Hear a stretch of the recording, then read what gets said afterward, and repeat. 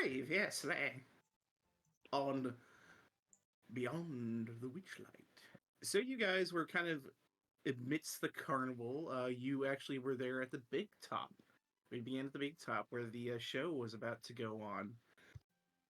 You guys kind of started to file in, watch the show as the strong man began his performance, and Abigail basically made fun of him the entire time. He did some feats of strength, and as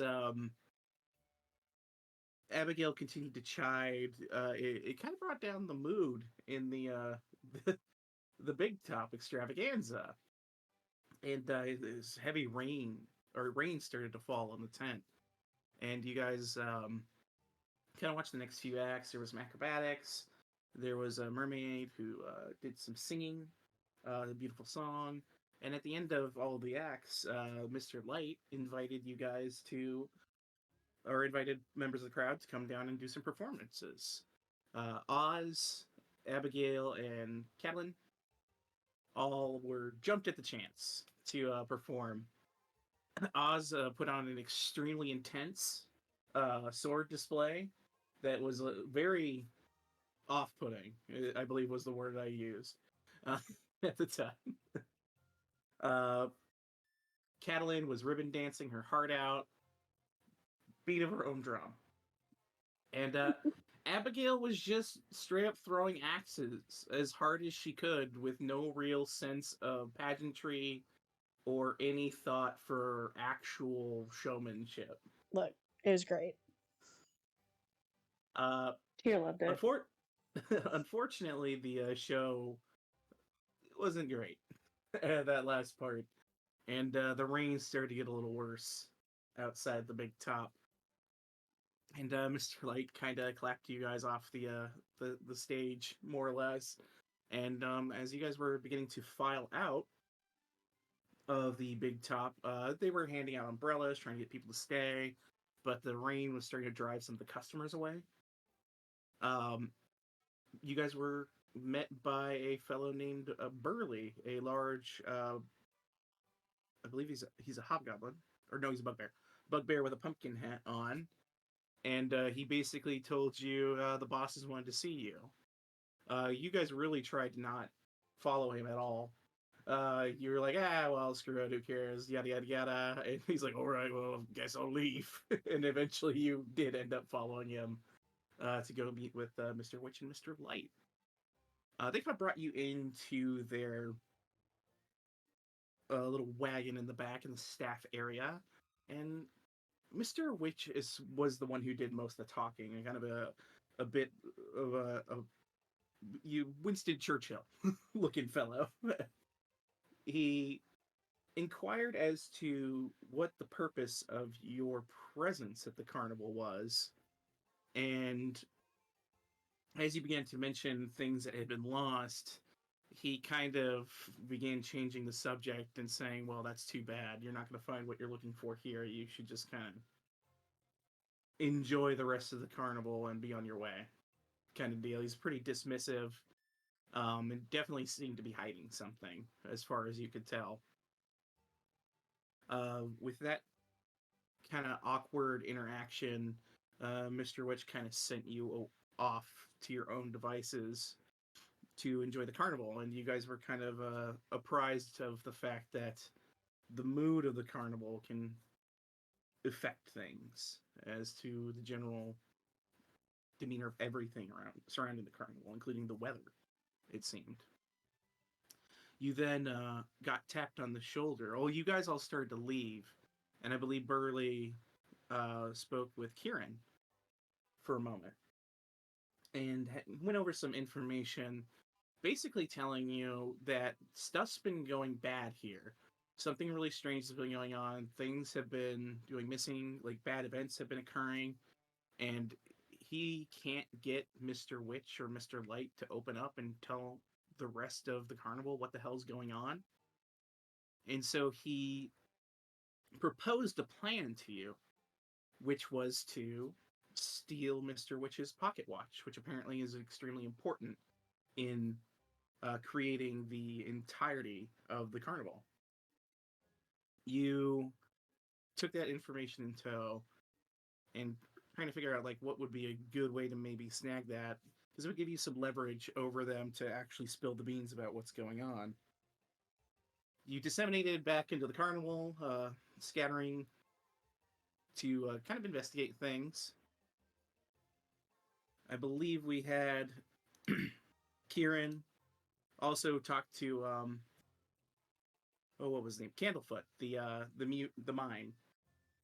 I waited for him at the big top. Kind of found out that there was something going on.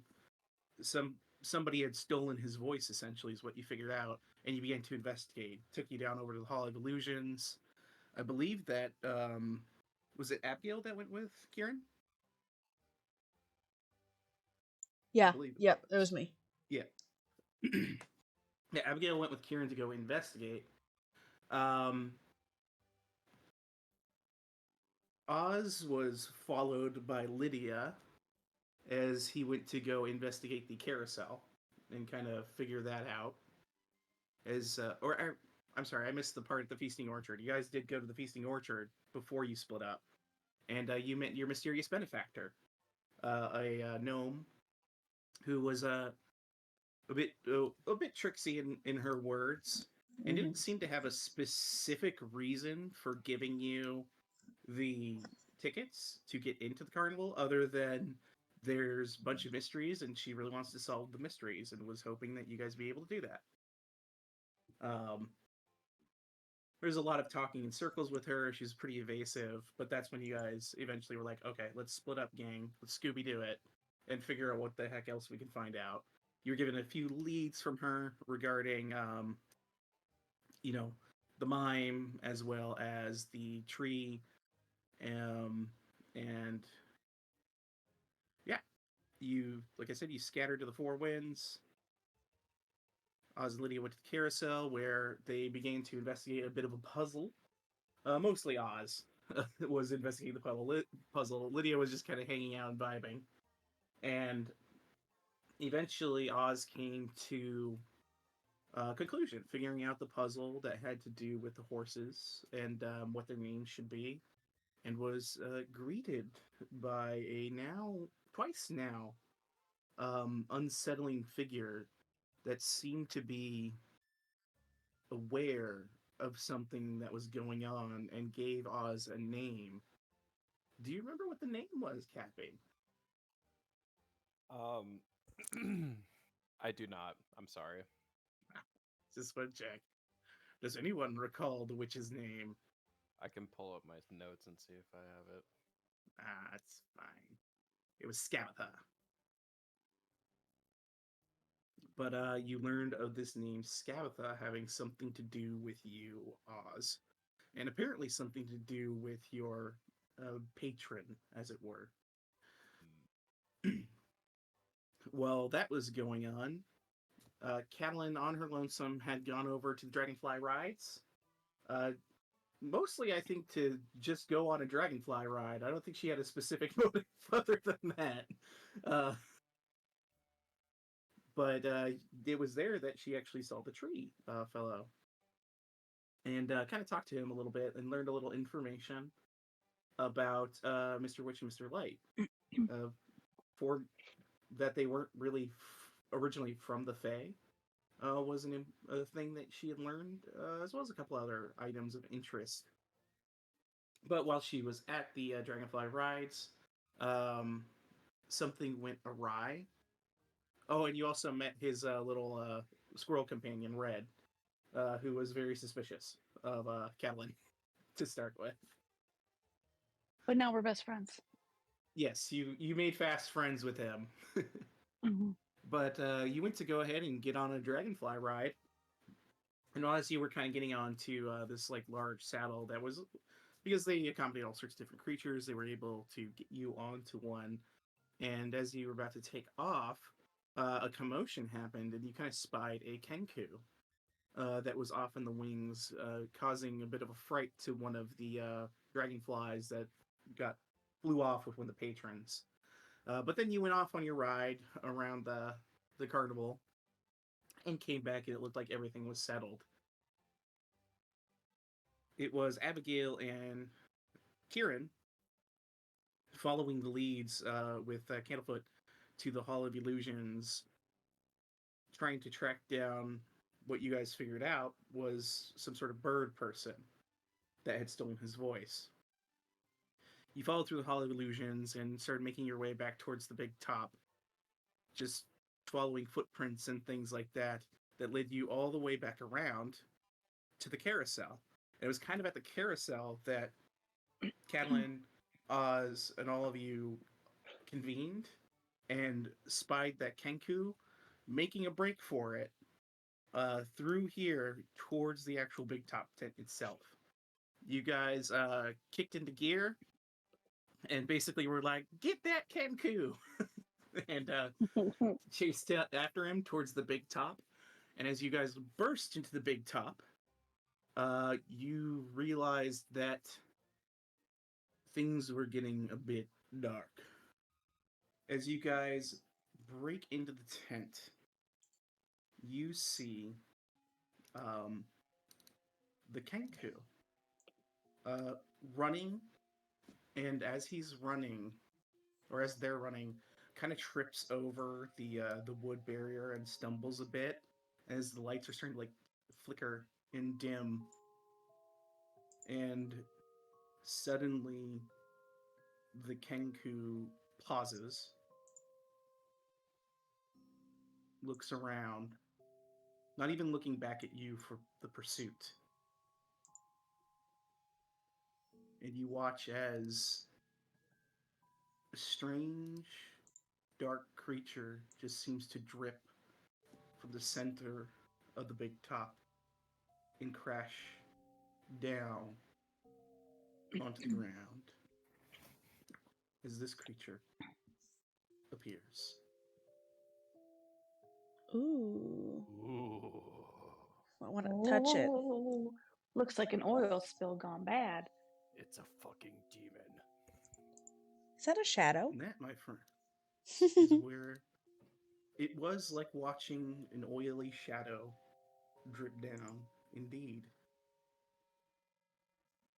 And we will go ahead and roll our initiative here for your For the first first combat. time. Oh, for the first time. For the very first time. And Abigail's on top of Cat, Am I? right? No. Didn't you Oh, hop I onto did. Cat? I Remind am. me. You I rode her am. into I battle. literally I asked if it was okay if I rode her into battle. That is You- correct. I actually moved my character. I go, am I? Um, I'm like, 'cause remember I was like, consent. Yep. Consent. Sorry. but May as I? this is beginning, Oz, give me an insight check.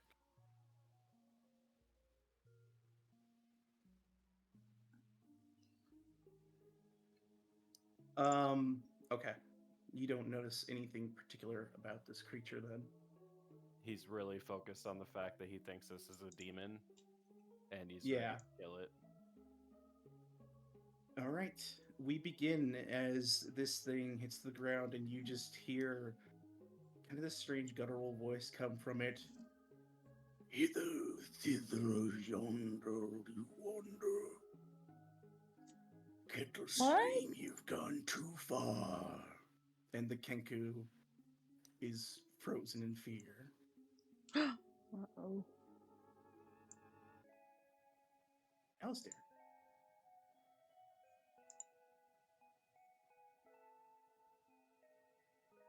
Can I see the Genku?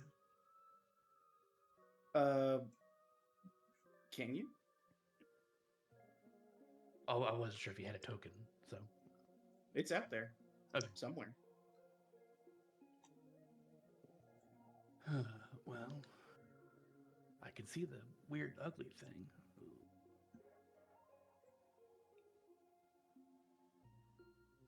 What do I want to do? What do I want to do? Kieran wants the Genku. He needs it.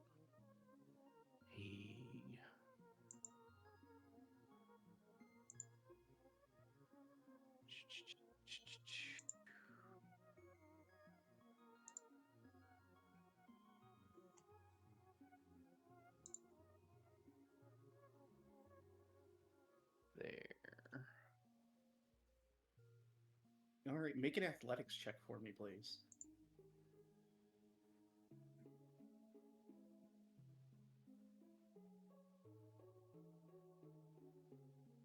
All right, and you don't have dark vision, correct?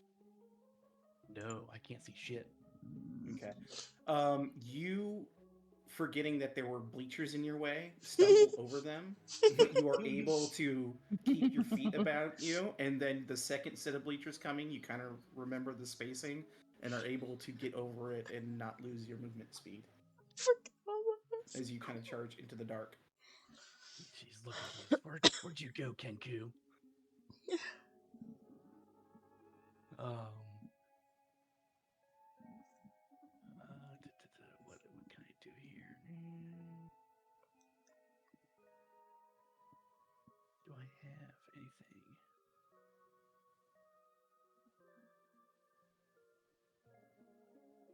I have a lamp. I guess I'll just do prestidigitation to light it. Can I do that? Yeah. What's the light on the lamp? Lamp casts bright light in a 15-foot radius and dim light for another additional 30 feet.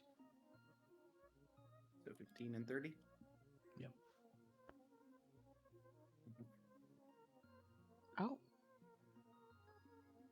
You light a lantern and you see frozen in fear this Kenku, who until you lit the lantern seemed to be looking around, unsure of exactly where it was because it was also in the darkness. Kenku, bro, get over here. Get away from that thing. Make a persuasion check.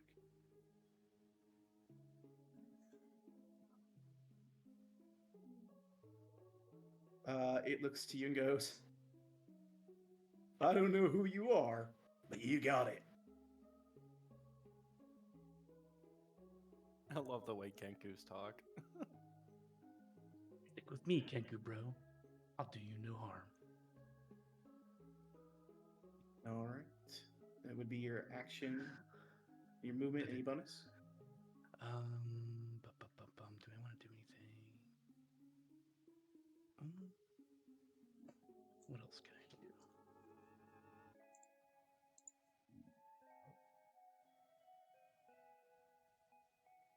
Nah, I'm good for now.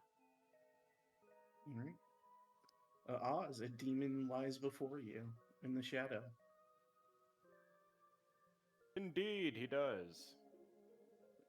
Oz is gonna dash. And let me just make sure. Boop, boop.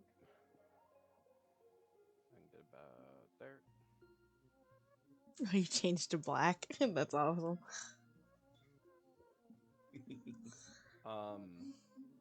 And then bonus action, he's gonna use his vow of enmity on this black Icarus looking thing. All right. Well, that is marked by your vow. And as you kind of reach out and you unleash your vow of enmity on you, this creature was staring at the Kenku, but it shifts towards you, Oz, and speaks. Oh, it's you. Oz just kind of it glaring down this demon in front of him. Doesn't recognize that he addressed him. All right. Lydia's turn. She sees there is some light, a Kenku, in this large creature. She is going to, yeah. She's going to go ahead and cast light herself, just to throw it on her shield so she can see better as well. So that'll be a 20, lighting up the room. So you go 5, 10, 15. Up to here. Kind of behind the hay bale. All right. it's the creature's turn. Oh, let's see. It raises a finger to you, Oz. I'm gonna need a Constitution saving throw. All right, you succeed. As the creature attempts to give you this effect, temporal degradation, Ooh. as its bonus. And then it's going to...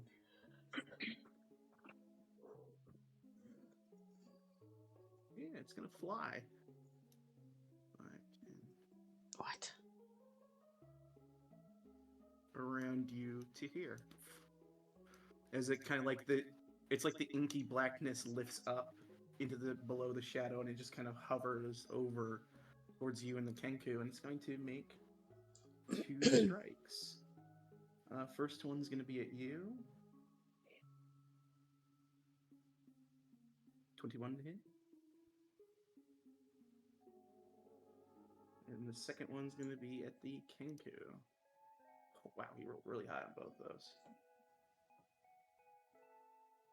I assume 21 hits you. Are you hits me? Oz? Yeah. Yeah, it does. Sorry, I thought he was swinging at the Kenku for some reason. He's doing one at each of you. Oh, okay. Sorry. Yeah, because you watch as like his hand kind of opens up, and it's not even like a physical strike. You just see this pulse of energy come out of his hands, and you will take. It is 8 psychic damage. Okay. And then the Kenku is going to take 6 psychic.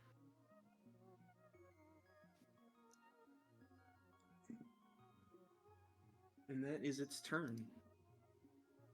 Bastard. It's the Kenku's turn. Poor Kenku. He is going to... Or she, I'm sorry. She is going to... What spells does she have?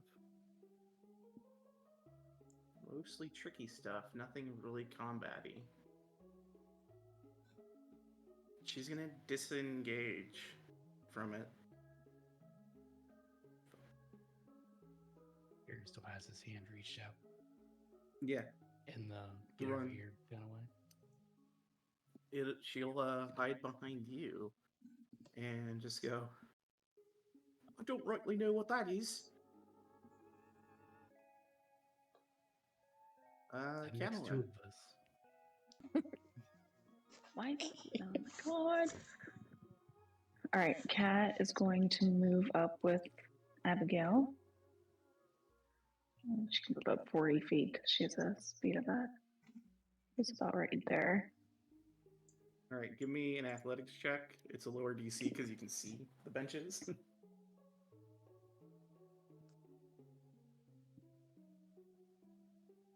I couldn't find my athletics for a second. All right, yeah, good enough. You I didn't. I did not see the benches. I was like, or the tent or anything like that. You know, nothing. I just like Exploded over them. he it's his lack of shadow. My shadow's holding me, holding me back a little bit. You haven't done anything. That devil.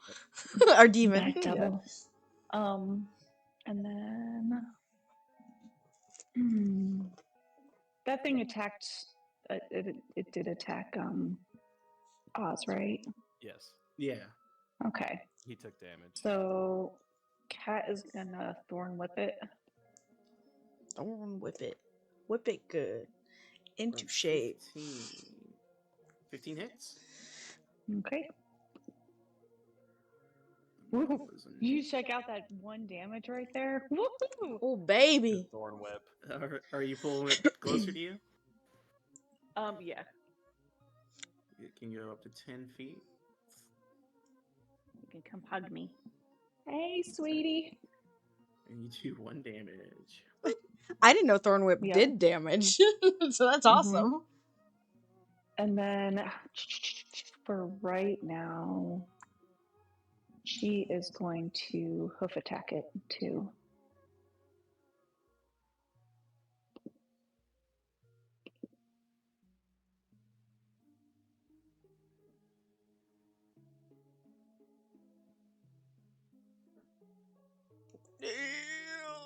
Nice. There we go. Natural 20. So that'll be 5. Yeah, 5 plus 6. So 11. And as you feel this very powerful kick coming from you, and as you go for the strike, Catalin, you watch as it's almost like your own shadow strikes back at you. Cat gasped. She's like, "What in the As dark? What you- was that? Cat You or take Abby? Do you see that?" Did I 5 see of that? your own bludgeoning damage, and the creature only takes 5. Oh, that's crazy. Okay. As Do I- it uses this ability.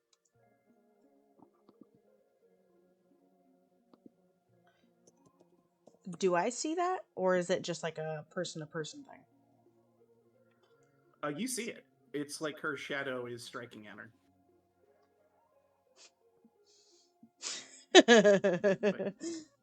Cat kind of rears up a little bit. She's freaked out, but she's like, "Hold on, Abby." This is just to give you guys a taste of some of the homebrew creatures in this campaign. A taste. A taste. And that's just once per day. Okay, so it can't do it Yes. again It now. can't reflect it again, yeah. Okay. Okay. It only can do that once. Only on This a- one can only do that once. I was gonna say this one. The- can only do that. Yeah. This one, yeah. That's fine. Just wait. Noted. Noted. As its 5th legendary action. Boom!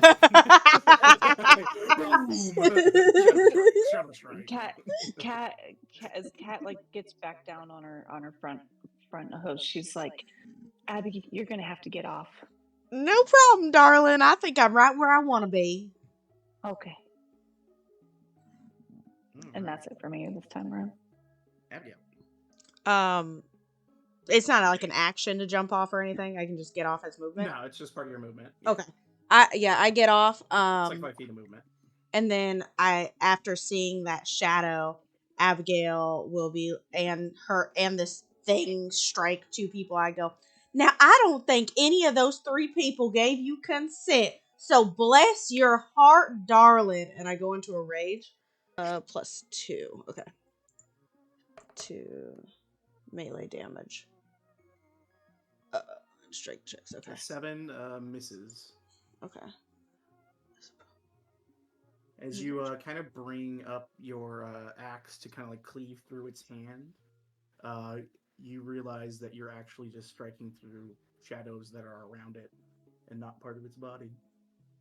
Oh, you son of a gun. That's not nice. And that's all she could do. All right. Top of the round. Yeah. This light dies.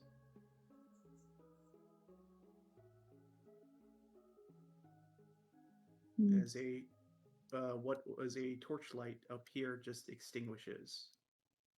Uh-oh. Like the freaking what was it, the stage that we were on? Don't go in the dark. Oh God. Yeah. Alistair.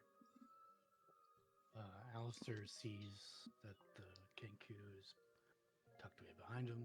Everyone else has moved in. He's just like, I'd really like to help, but fisticuffs aren't my thing. He backs off a little bit. And as a bonus action, he says some unsettling words targeted at this hideous blob monster. And he's like, man, this thing is so ugly it makes blind kids cry. Oh no. And then he'll cast. He sees people were struggling at hitting. He casts Fairy Fire at it. All right. That is a deck save, correct? DC 14 deck save and unsettling words will have the creature will have to roll a d6 and subtract it from the save. Excellent. All right, here we go. Let's see if he gets it anyway. 13 was, you said 14, so he just fails Yep. right out. Nice. So everyone will have. Put it in VTT. I'll use this for Fairy Fire. But everyone's, as long as I maintain concentration, everyone should have an advantage. Cool.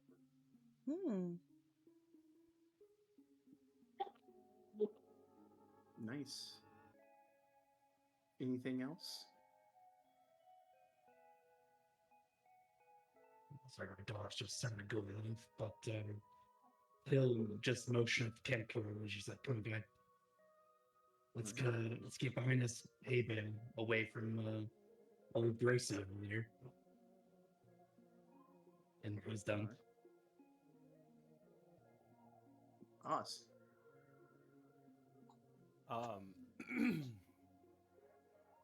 Oz brews up a wrathful smite into his weapon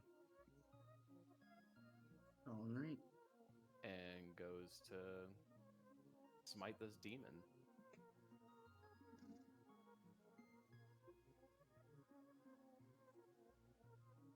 Uh, 17 hits. And you're one-handing, right? Because you have a shield? Yes. Yeah. So that'll be the 7.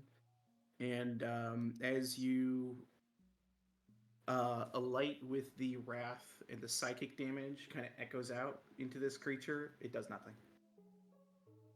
Ah. How can this be? Its body kind of twists and it like waggles a large finger at you.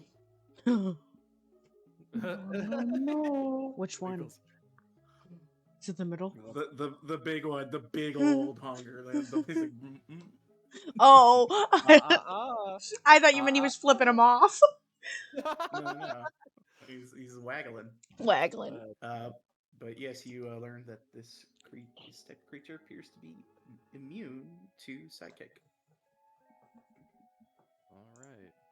Well, he cannot do anything else. It's Lydia's turn. She sees, what would she do? You guys aren't anywhere near her, so let's do yeah, we'll do that. She's gonna cast Bless. She blesses Abigail, Catelyn, and Oz. Thank you. So you can add a D4 to attack rolls or saving throws. And as the as her blessing kind of alights on you,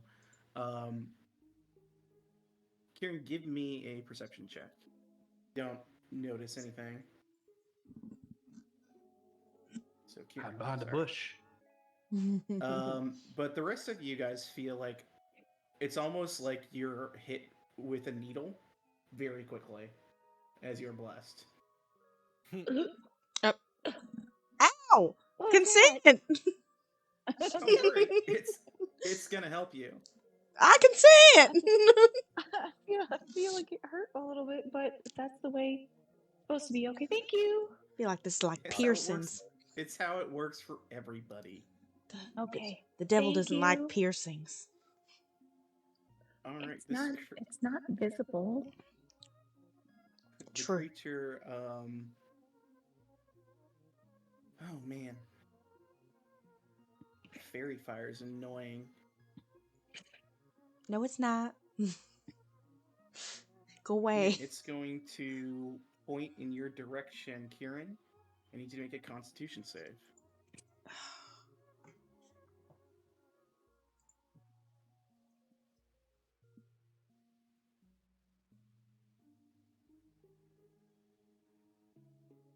All right, you save. You are not under the effects of a slow.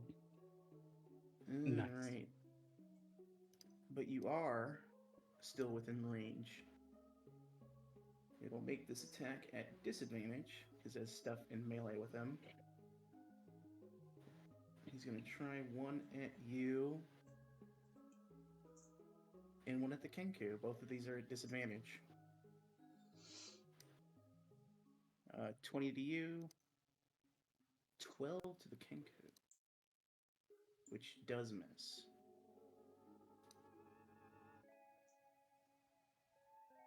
I assume 20 hits, Kieran.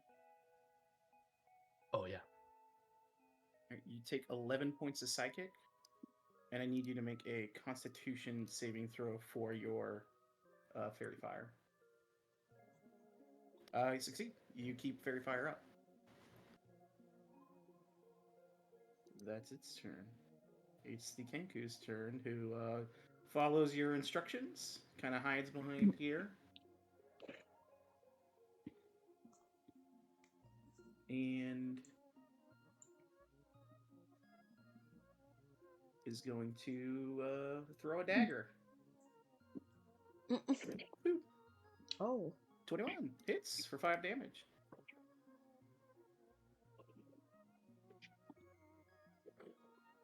And then he kind of she kind of ducks down. All right. Actually, she's gonna keep. So it can reach. So she's gonna keep moving a little bit over this way. Alan, you're up. All right. Kaz still a little freaked out about the whole shadow thing, so she's like, and then she feels the pinch, and she kind of just freaks out and turns into a bear. Right. The bear. I think you should be able to drag that out. Bear zoomies. Bear Bears in here. zoomies. It's like when I shit out my tail, you just shit out a bear. Exactly. She shit herself into a bear is what she did. And then she is going to bite and claw at the thing because she can make 2 attacks as a bear. Rip and tear. Yep, ripping and tearing. Do you guys The remember ripping and the tearing. I'm just gonna set your main token off in the corner. that? Keto Rick, that's who it was. Mm-hmm. And you have 34 hit points in this, right? Oh my god, it's such a Yes, cute, sir. cute little bear. The bite gets him, but not the claws. Okay. Because you have advantage from the fatty tire. Okay, and that's already. Does it? Why doesn't it show the damage for it? It's not popping up. Hold on, let me see. You might have to click on.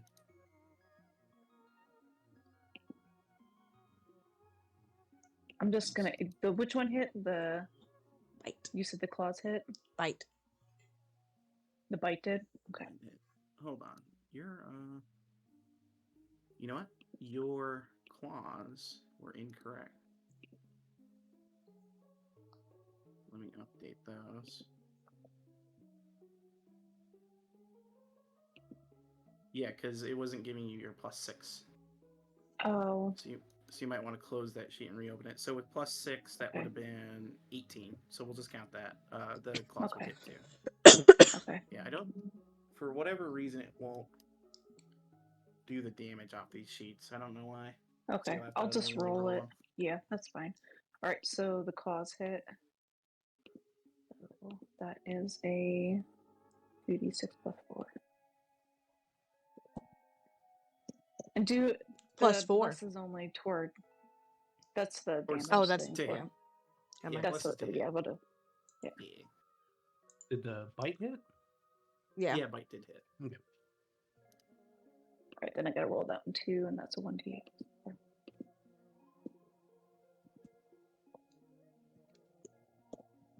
There you go. That's good damage on it. As you're like starting to tear through some of the shadows. She's like, "Rrr, rrr, rrr." She's like, Bunga, "Rrr, bunga. rrr." And then she just looks over at Abby. She's like, it kind of huffs like how the bear does. All right, Abby. Oh my god, Cat, you're beautiful! And she takes another swing.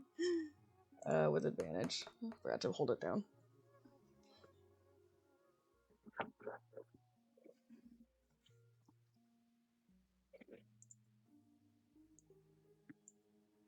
Is it 18?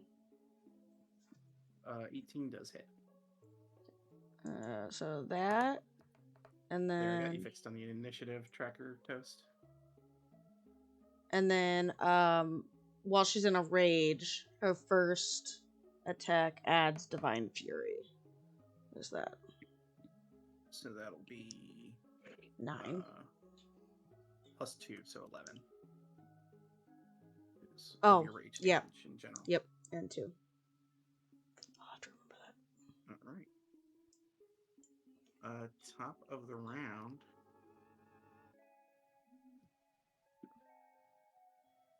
That light goes out. Mm. No. Uh-oh, guys. Cat roars. Yes. Your turn, Kieran. Oh boy. He's just like, guys, stay in the light. Looks like they're going out. He also at the same time goes, I don't like being hit. That hurt. He walks away. He's just like, you gotta stay in the light, little buddy. He also, what else do I do?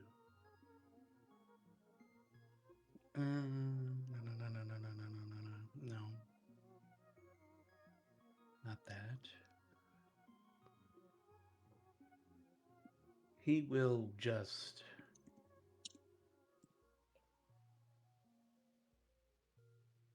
I'll throw a bardic on Abby. Since she's really the only one he has spent a modicum of time with so far. He's like, Abby, What? you are a paragon of virtue. Oh my, you are the sweetest thing. And she has a bardic. Nice. I'm so inspired by you. Make a deception check. No, I'm just kidding. It's okay. I have expertise in deception. I'm really good at it. Of course. Uh, All right. Odds. Oz just he's getting really frustrated with this thing, and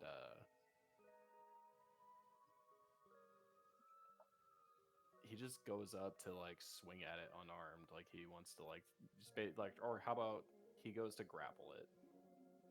no. You want to grapple it? Yeah. All right. Go ahead and give me an athletics check.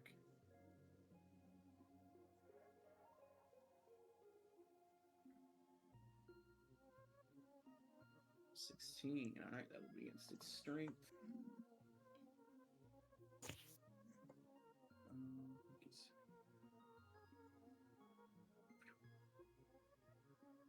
You got it. You wrap your arms around it.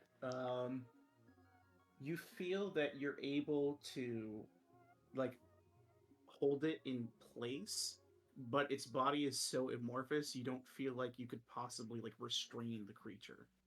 You can like hold it and like try and keep it from moving to with a grapple, like reduce its speed. But anything beyond that, it feels like your arms are just gonna start pressing through it and it's gonna squirm out. Oz just like whispers to it. He's like, "What are you?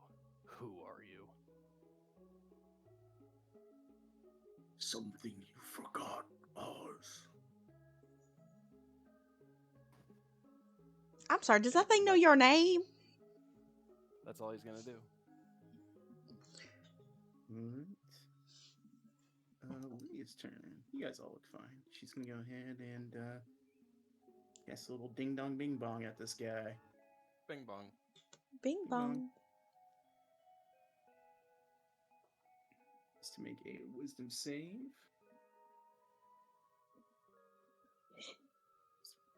It succeeds. It doesn't do anything. She goes, well, that's not fun. She saw this thing's got some range. She'll stay put.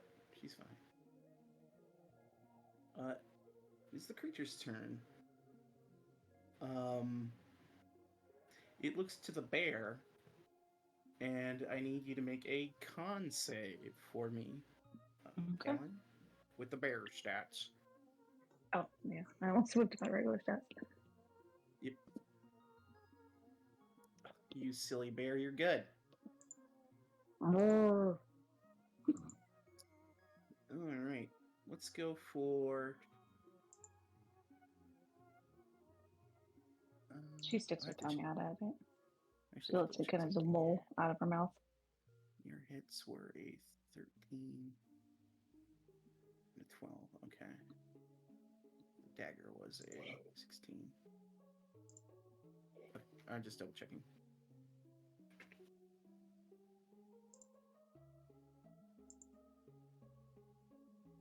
It is going to. Who does it want to hit?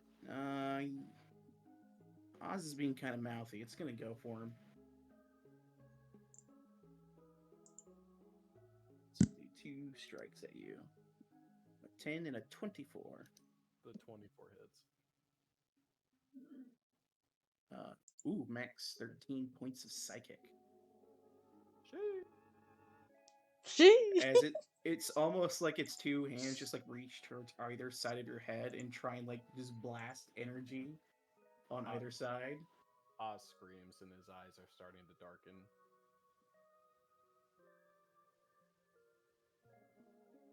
You'll be dead soon enough, don't worry. Darken is in like losing like they're kind of low, like starting to lose it a little bit. The Kenku is going to hears you say stay in the light. Give me another persuasion check because he's freaking out. There, Kieran. Alright. He just nods and he goes, you got it, partner. And he's just going to kind of knuckle down kind of behind this bench with you and use a dodge action.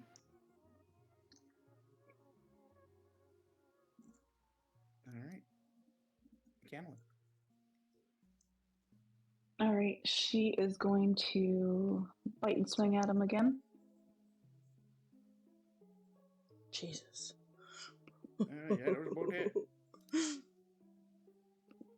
And You know, when I made this guy, I was like, am I giving him too many hit points? I was like, no, I don't think so. You got a barbarian and a fucking moon druid. Yeah. And a paladin. True. And a paladin. Mm-hmm. You know, a lot can go on here. So. And that guy in the back. Not 26 plus 4. No, sorry. Joey. You thought he wouldn't see. That's an automatic 30. That's crazy. I know, crazy, right? Wow. She's a really fucking powerful druid, okay? So strong. She created a new dice all for herself. Just a 26 dice. So you're on 18 and a 19. Holy crap, roll out. Alright. Abigail. Yeah, you see your party's like starting to shred through this thing and starting to like lose part of its form. I look at Kat and I go, keep it up, girlfriend. And oh shoot, twice. Let's forget about that. Right. I'm gonna say my 18 hits, so 21 hits. Yeah, that does hit.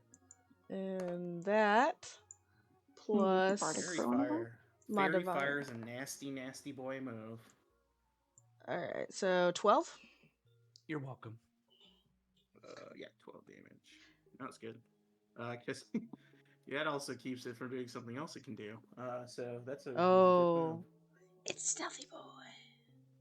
Yeah, it can disappear. Fairy Fire is like the one offensive thing I have. I'm gonna use it a lot. That's good. Now, top of the turn.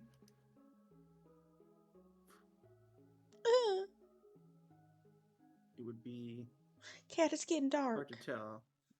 But this thing Brr. here goes out. And as it goes out,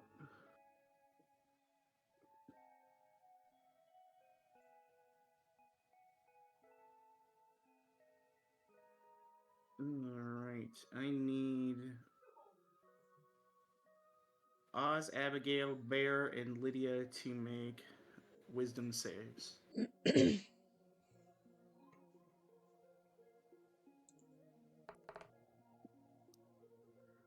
EC is 14.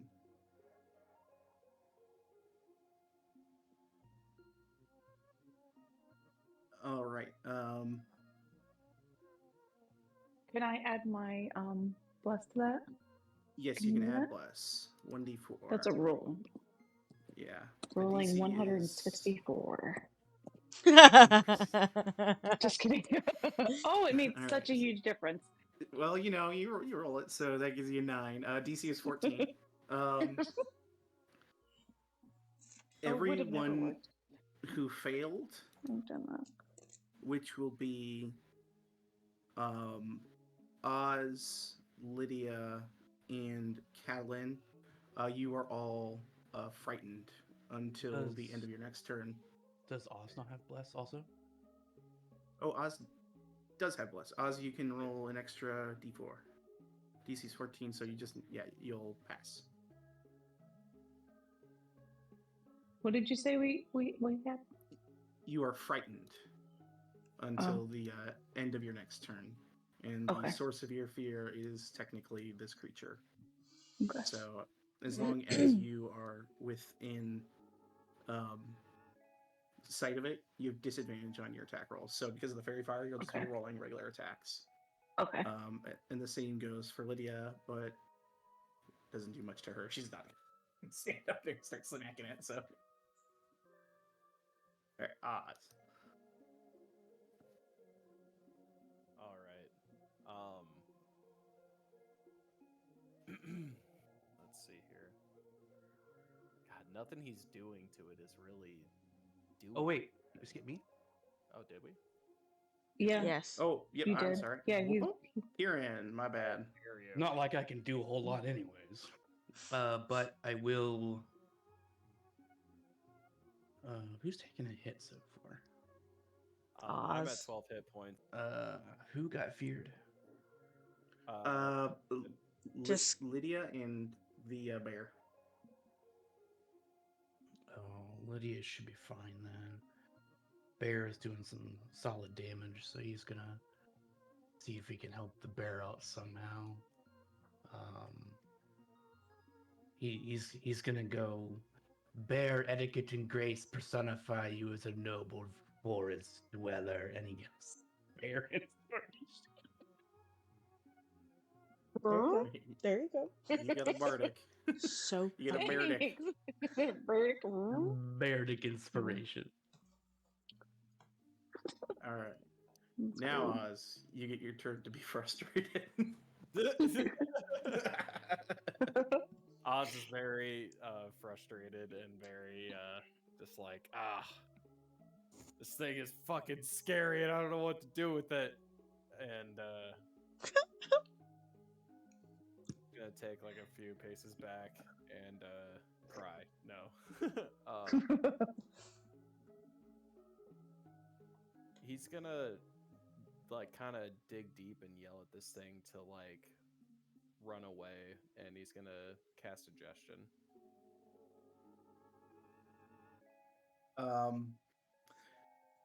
Oz is no good day. It is immune to any sort of charm or frightened effect. He just cries more. That's all. Why are these things so strong against me specifically? What the heck? It's like it's got the anti-Oz effect.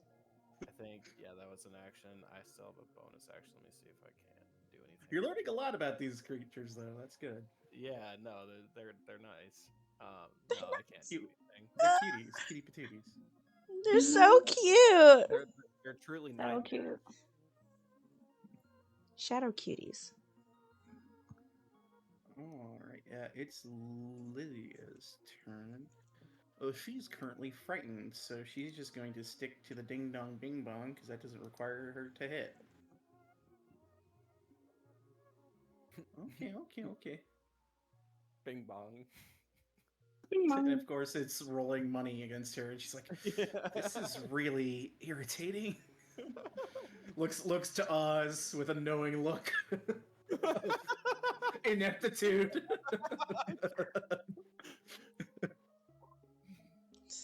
That's that's all she can do. That's all she wrote, baby. You guys are hurt enough to need healing. Not Oz even yet. Yeah, we're not Alright. down yet. Exactly. I was gonna Grave say, Domain she's not- look. there's not Grave her. Domain raises eyebrow, sees that there's hit points on your bar, says, "I can wait." You need to be closer to the grave. All Go right. get him. This boy over here and his gosh dang fairy fire. Yeah, he's gonna take the attacks of opportunity. Good. Sorry. So be fine. I tried to mute. I couldn't reach it. This moment. It's got a fly speed of 40. All right, so I'm gonna swing at him, right? Fuck yeah, we you are. guys I'm gonna each bite. get your- It's, You can Wait, choose do either you? one. Your attack is normal Oh, because that's right. you are frightened. Mine's at advantage. Yours is at advantage. It's one or the other, Joey. You can choose Oh. one to do. But which one? either I'm gonna way, the bite. The bite. yeah, we'll take the first one, but it's still a miss because because you're frightened. It's a regular roll, not advantage. But I have a bless now, so hold on a second. All right. Oh That yeah. was- You can roll your D4. It's Oh, a actually, 1d4, wait. right? 15 does hit anyway. Never mind. You're good. Go ahead. Okay. And 18 does hit. Correctly. And I Yeah, do babe. not, because it's technically still on my last turn, I do not get the Divine Fury, right? It's just the first attack of my Correct. range. Okay. Then So there's take that. 7 and then 13. 11. Oh, sorry. 9.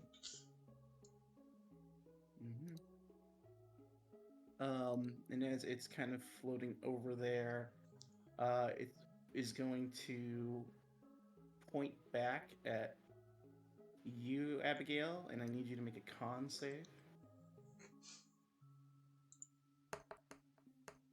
Ooh. All right, you are affected by slow. I You was can gonna add a D4. Oh, you I have could technically Bardic. save with the D4, and you have a Bardic, so do you want to roll? So D4 gets you to 10. And is it a D6 toast? Yeah, D6 right now. Gets you to 12. 12, which is exactly what you need. Oh, what was that Almost nastiness? Almost caught the barbarian with +6 with the DC 12. Oh. Everything. Yeah, for real. Oh, what was that nastiness? Oh, I didn't like that. All right, so you don't go knock down half your speed, lose AC, and can only do an action or bonus or move. Fine, whatever.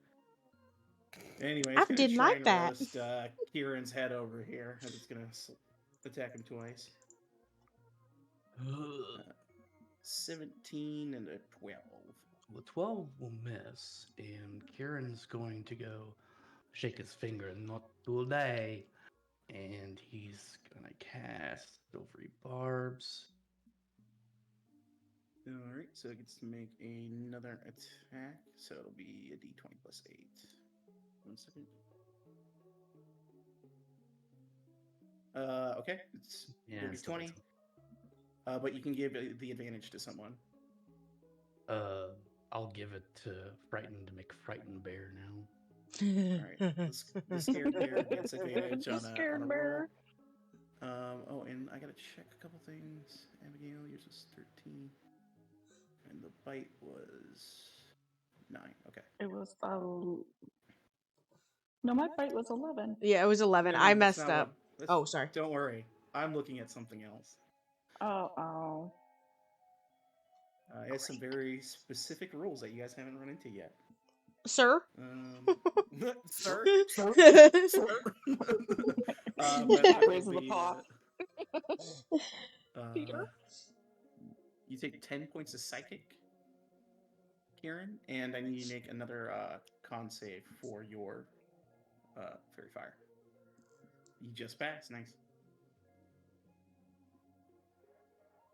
All right, that's its turn. The Kenku sees this thing approach and is scared of it. Is going to disengage and run over back by Lydia. Like she's gonna save it. And she just looks at him and like slowly starts to tilt out of the way, revealing him. That's his turn. Catalin, you are frightened, which means you cannot move closer to the source of your fear. Shit. So you Oh. are stuck. Oh no, I'm stuck. I guess she's gonna. I don't want to pop out of.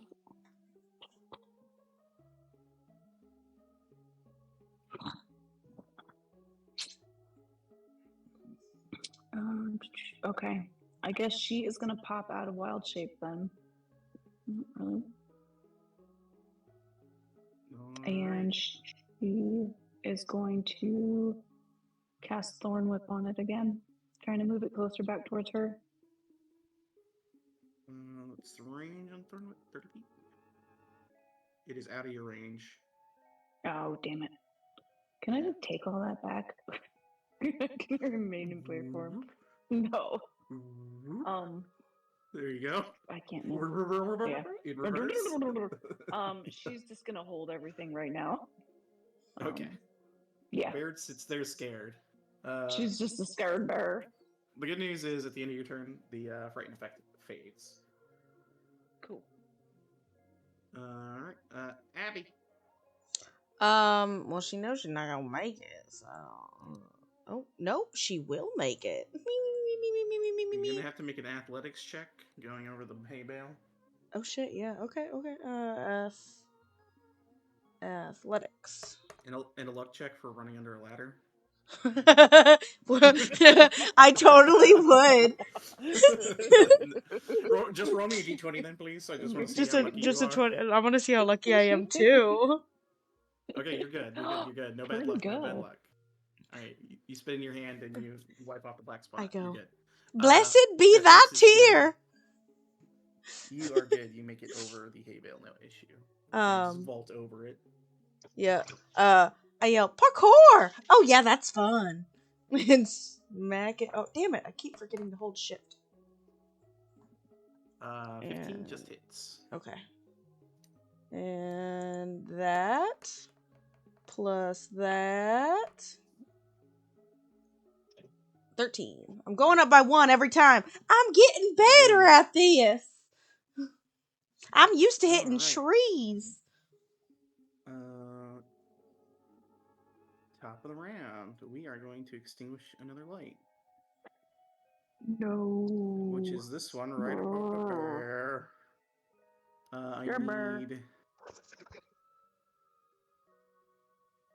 Oz and Bear to make wisdom saves again. Oh boy. A 7. Ooh. And Oz, you're actually... Oh no. You're actually getting consumed in the shadows. This will be worse for you. Shadows. This is worse for you. You both fail. Bear is scared again. Can't you gotta snap out of it? You are frightened, Oz. Bear rolled a 1.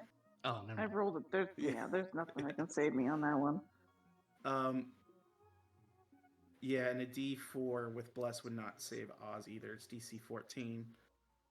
So Oz, you are not only frightened, but you are actively being restrained by the shadows. As you feel shadows are like gripping you like hands at your ankles. Oz starts to panic. He's just slashing at his ankles now. Kieran, it's your turn. He just looks around. He's like, "What kind of ragtag group did I get tangled up in? Oh, my Oh, brain, it hurts.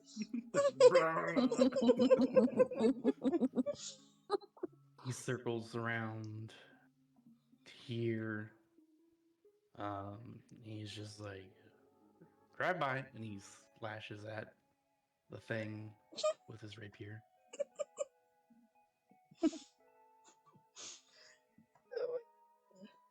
16 hits.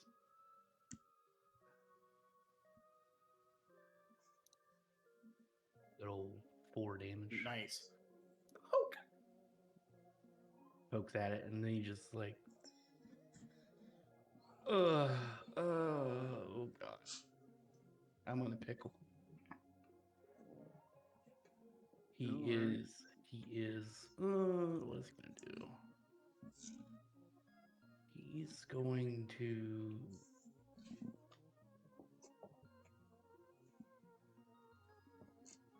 Can I do anything else? No, I don't think so. Yeah, he's done. Oz, at the start of your round, I need you to make a strength save.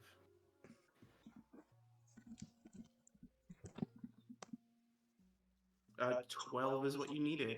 You managed to pull out of the restraining shadows. Ooh, I will ask a question. Has Kieran been able to notice of the effect taking place on people near the lights as they go out? Make a.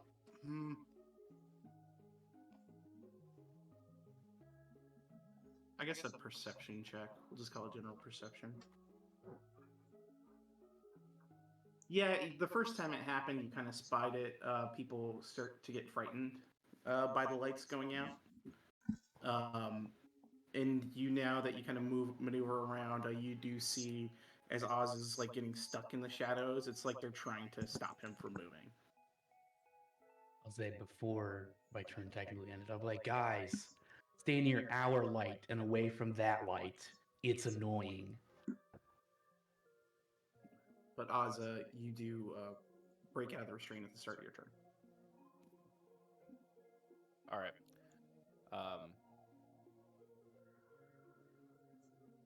Is Lydia still casting light? Yeah, she has light on her shield right now. Yeah, Oz is gonna run over towards her. And yeah, I think that is correct. Athletics check for the hay bale. Fucking hay bale. Oh no. Oh no. You stumble to about there as you fall off the hay bale.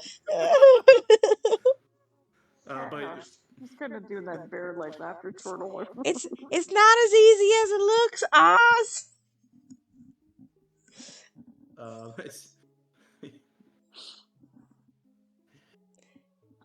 Yeah, that's your turn. Unless you have anything else you want to do.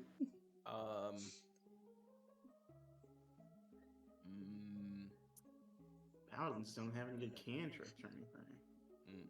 No, they really don't. I could have told you that. Yeah, he's gonna. That's gonna be his turn. He's just face down in a hay bale right now. Looking for that needle. Lydia's turn. She looks at you, face down in a hay bale, gives a nod.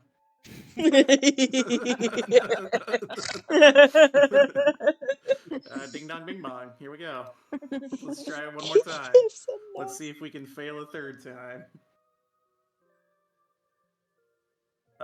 Hey! 6 damage. Hey! You did it! I heard it. 2, 6 was 11. Okay. And no one else was. Okay, cool. It is the creature's turn. It's going to continue its assault on the thing that has got it all shook up. It's going to point again. Well, the bear's frightened again, so it's not worried about the bear. It looks to It's gonna be mean. It looks at Oz. Oz, I need a Oh con my save. god. It's because my Oh. pretty face and my religion. Nobody wants to fuck with Points at Tyr. you. You are now hit by slow as you are down in the hay bale. Oh my god. And it's gonna try and slap this guy in front of him 2 times. Alright, here we go. 20 and a 16.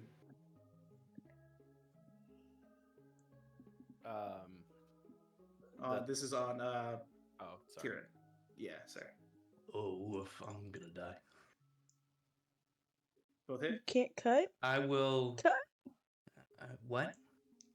I'm not the barb that you were. I can use silvery barbs on the Oh. one of them. Doesn't really matter.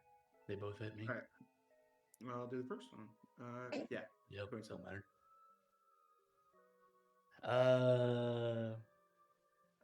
Oh, by the way, Catalin, you did have an advantage from his last silvery barbs if you wanted to use that on that wisdom save. For the previous one? I thought at the end of my turn I was going to be unfrightened anyway. Or at You the will be. start of the round. No, at the end of your next turn, because you got frightened a second time by another light. Oh, okay. Yeah. So what is it? It's a 1d4? It's another wisdom save. You can roll it again, because you would have been able to use an advantage die. So I'll let you see if you break out. And then, so yeah, you are not frightened. All right. Cool. Here, I will pop you giving the me- advantage on Mr. I fell over and I'm slow now. Okay. you have an advantage on another roll. I'm falling and I So can't get up. this will be 2 Oh plus, my god. 10, so 21 psychic. Kieran goes down. And immediately as he goes down, it triggers his Hungering Oblivion, and his turn renews. And it's going to look at Abigail and point with a bonus action, con save. Oh, okay.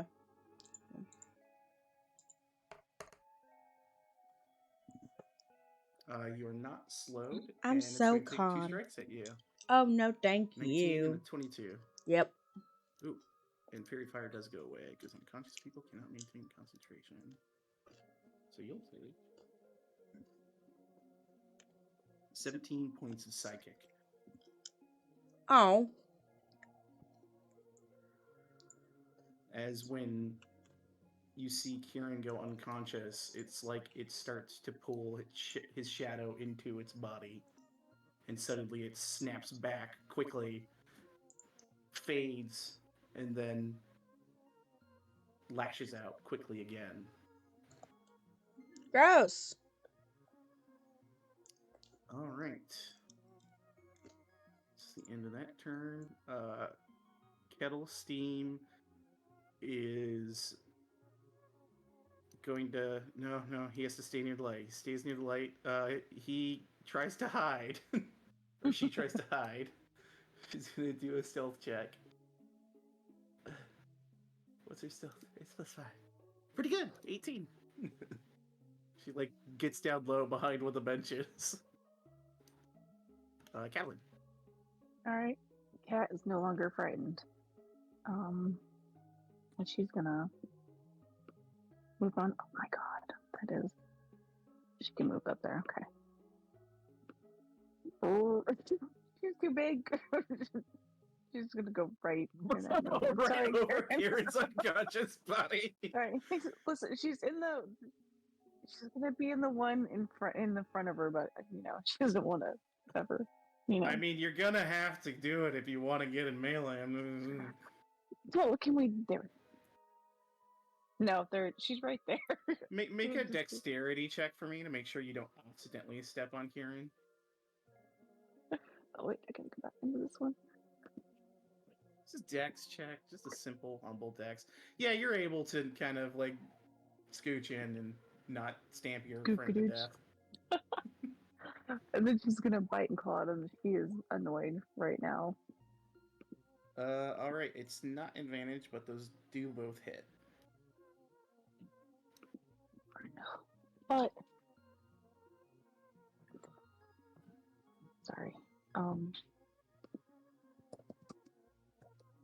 have to type it all in.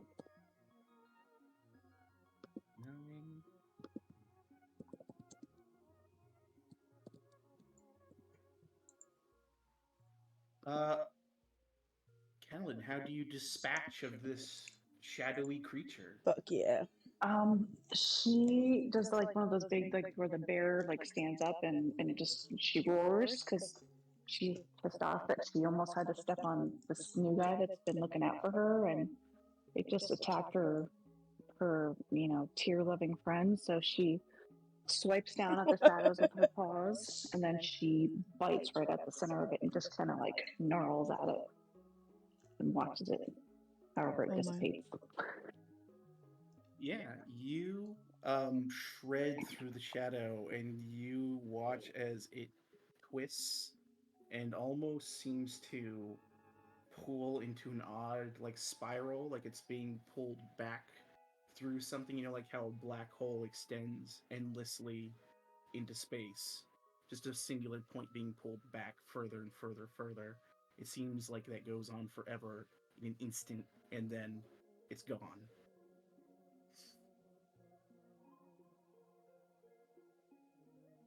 And the lights.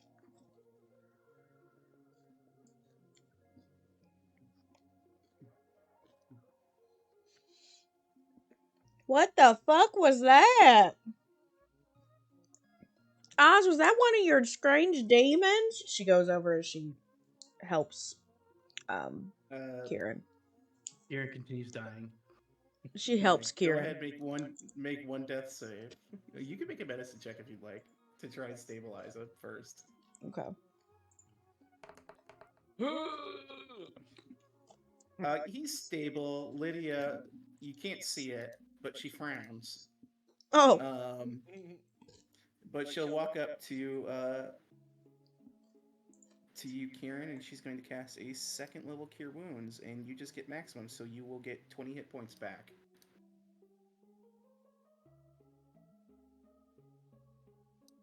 And she heals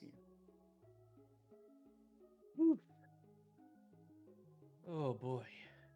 She is leaning in and just slowly pulls you up and says, "So, how was it?" I tell you that I've heard stories about fighting, but man, experiencing one for myself, I think I'm going to hide behind everyone forever. you just dance behind everybody.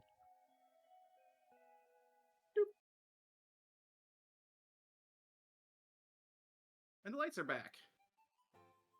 Kieran walks over to the Kenku and he starts to chat with it. Oz, you're no longer slowed, by the way. You're good. Yeah, the Kenku looks over to you as you approach and goes, "Well, thanks, partner."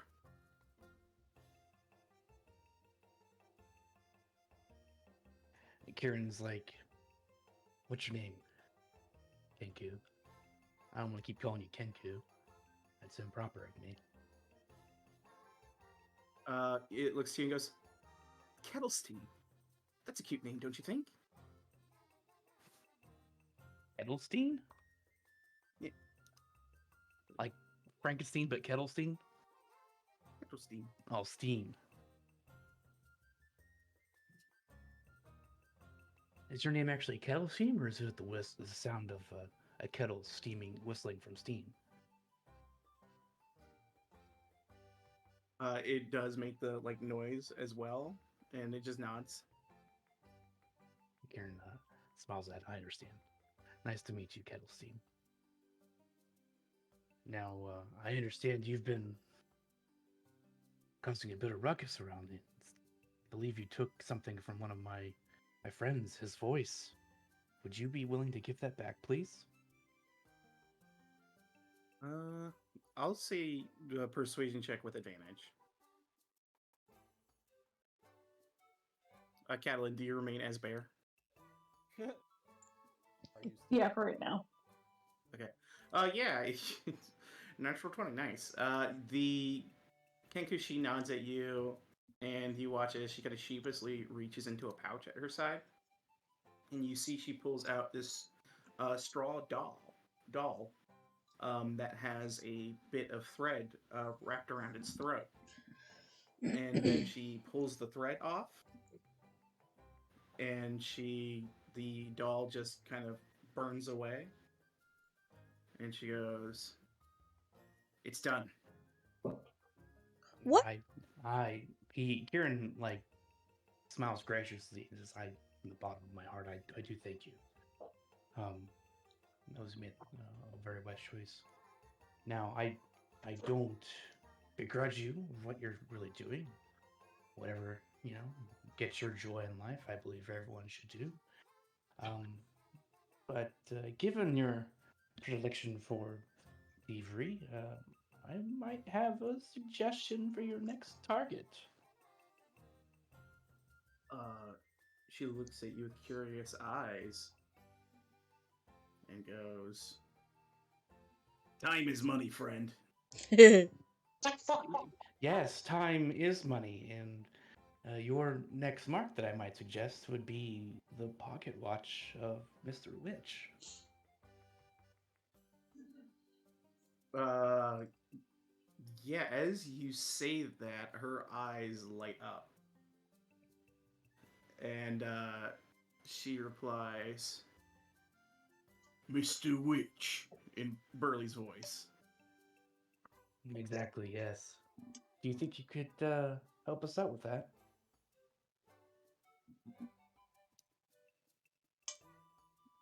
Oh man, no persuasion check required for this. She replies, "Yeah, sure."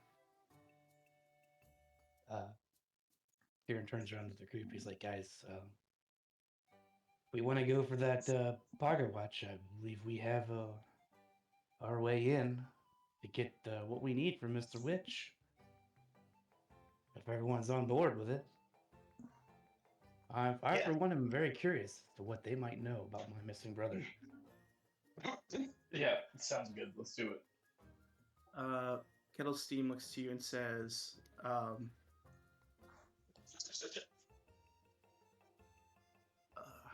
what would be the best phrase for this? Or who would be the best phrase for this?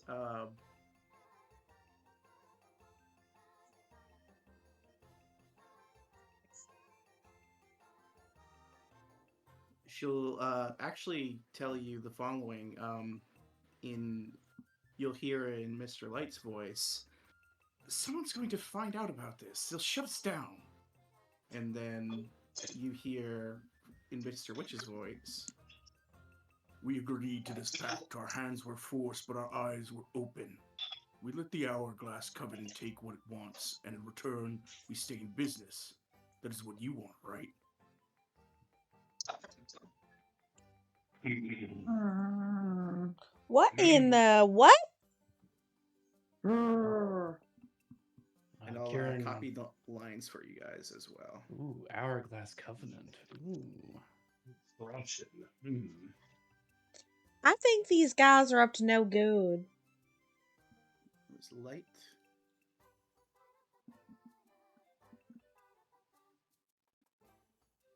And this was Witch.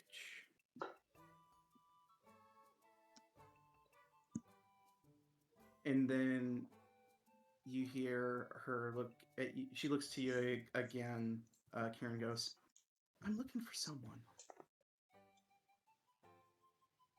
Who have you lost? The name's Zyblina. Or Zybilna. Hold on. Zybilna. Yeah, Zybilna. Kieran's also kneeled down so he can speak with Kettle Steam eye to eye. Zybilna, I believe is how that's pronounced. Let me double check. I think there's a pronunciation thing. Zibleen, Zibilnai, Zibilnay, buddy. They actually have a pronunciation guide. So some of these Zybilna, yeah, Zybilna. Is this Sibilna someone close to you? Oops, I'm gonna go back to this. As you ask that question,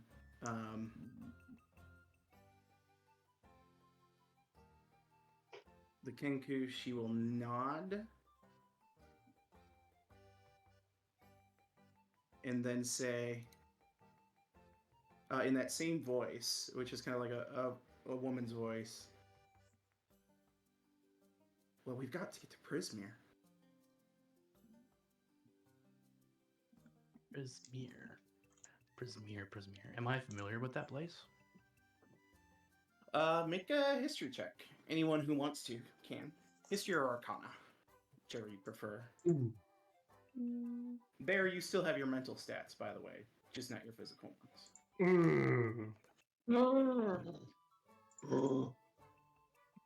What am I doing? A wisdom? Oh, a history check? History or Arcana, either one. No. Pretty shitty. What a bear. What a bear. Brr. The only person, ironically, who's heard anything about Prismere is the cultist. Abigail. What? You kind of think about it. And, you have your many sister wives, and from one of them who was kind of this very lithe Eladrin. Okay. Elven woman. Kind of, she had like a kind of an autumn demeanor to her, kind of like, almost like orangish hair and stuff like that, but like kind of sharp elven features. You're talking about Miranda. Yeah, Miranda. She had once made mention of the Fey realm, the Feywild, and kind of mentioned briefly. There's so many portals to the Feywild all over the world. They go to different like domains. And one of the domains is Prismere. As So everyone to be looks, some Feywild domain. As everyone looks a little puzzled, Abigail's looking around and going, "Does anyone not know what Prismere is? Oh, one of Miranda, gorgeous girl, she's so sweet. She's been all over the world. She knows of Prismere. It's a Feywild domain, one of the many domains of the Feywild. Many entrances. Does this help?" Brr. I know, Cat. I know. Burr. She just sits on her butt. You're just so just precious. wonders if that's where this thing could have come from. That makes sense. But with that, the Kenku does nod when you mention the Feywild. He goes, "That's right." Do you have an entrance? Because there are many. Do you know of any entrances to this Feywild? Afraid I don't, mate. Well, shoot. No. We tried.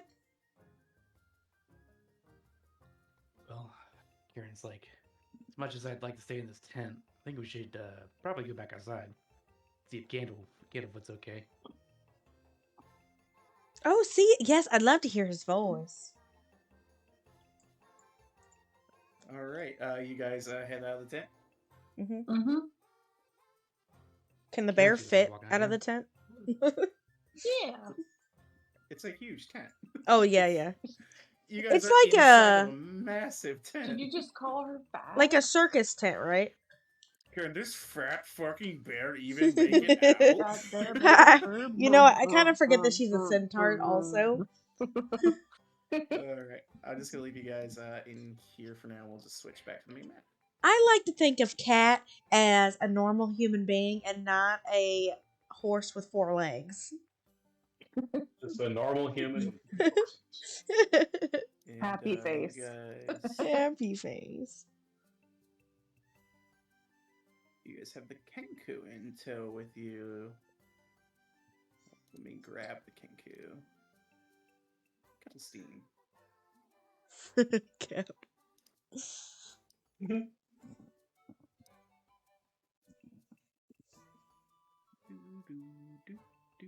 do. Everything's back to being fun. Yay! Haha. He says There you this. go. Why is he Lydia. saying it like this? Uh, you exit out and you realize that it's starting to get a little darker out. The clouds have kind of cleared up, pretty much. But you're around the 6th hour of the Witchlight Carnival at this stage. It seems like when you were in there, time must have sped up because you went in there. You thought earlier, like around, the 5th hour.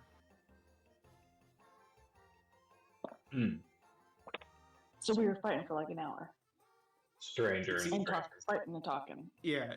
From when you got in there and came out, it doesn't like your perspective of the time was like a few minutes, including a conversation, like 5-ish minutes.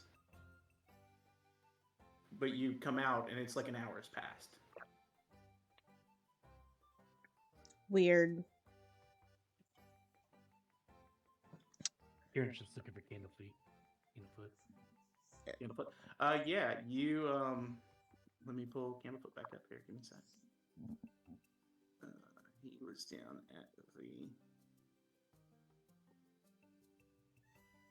Hall of Illusions.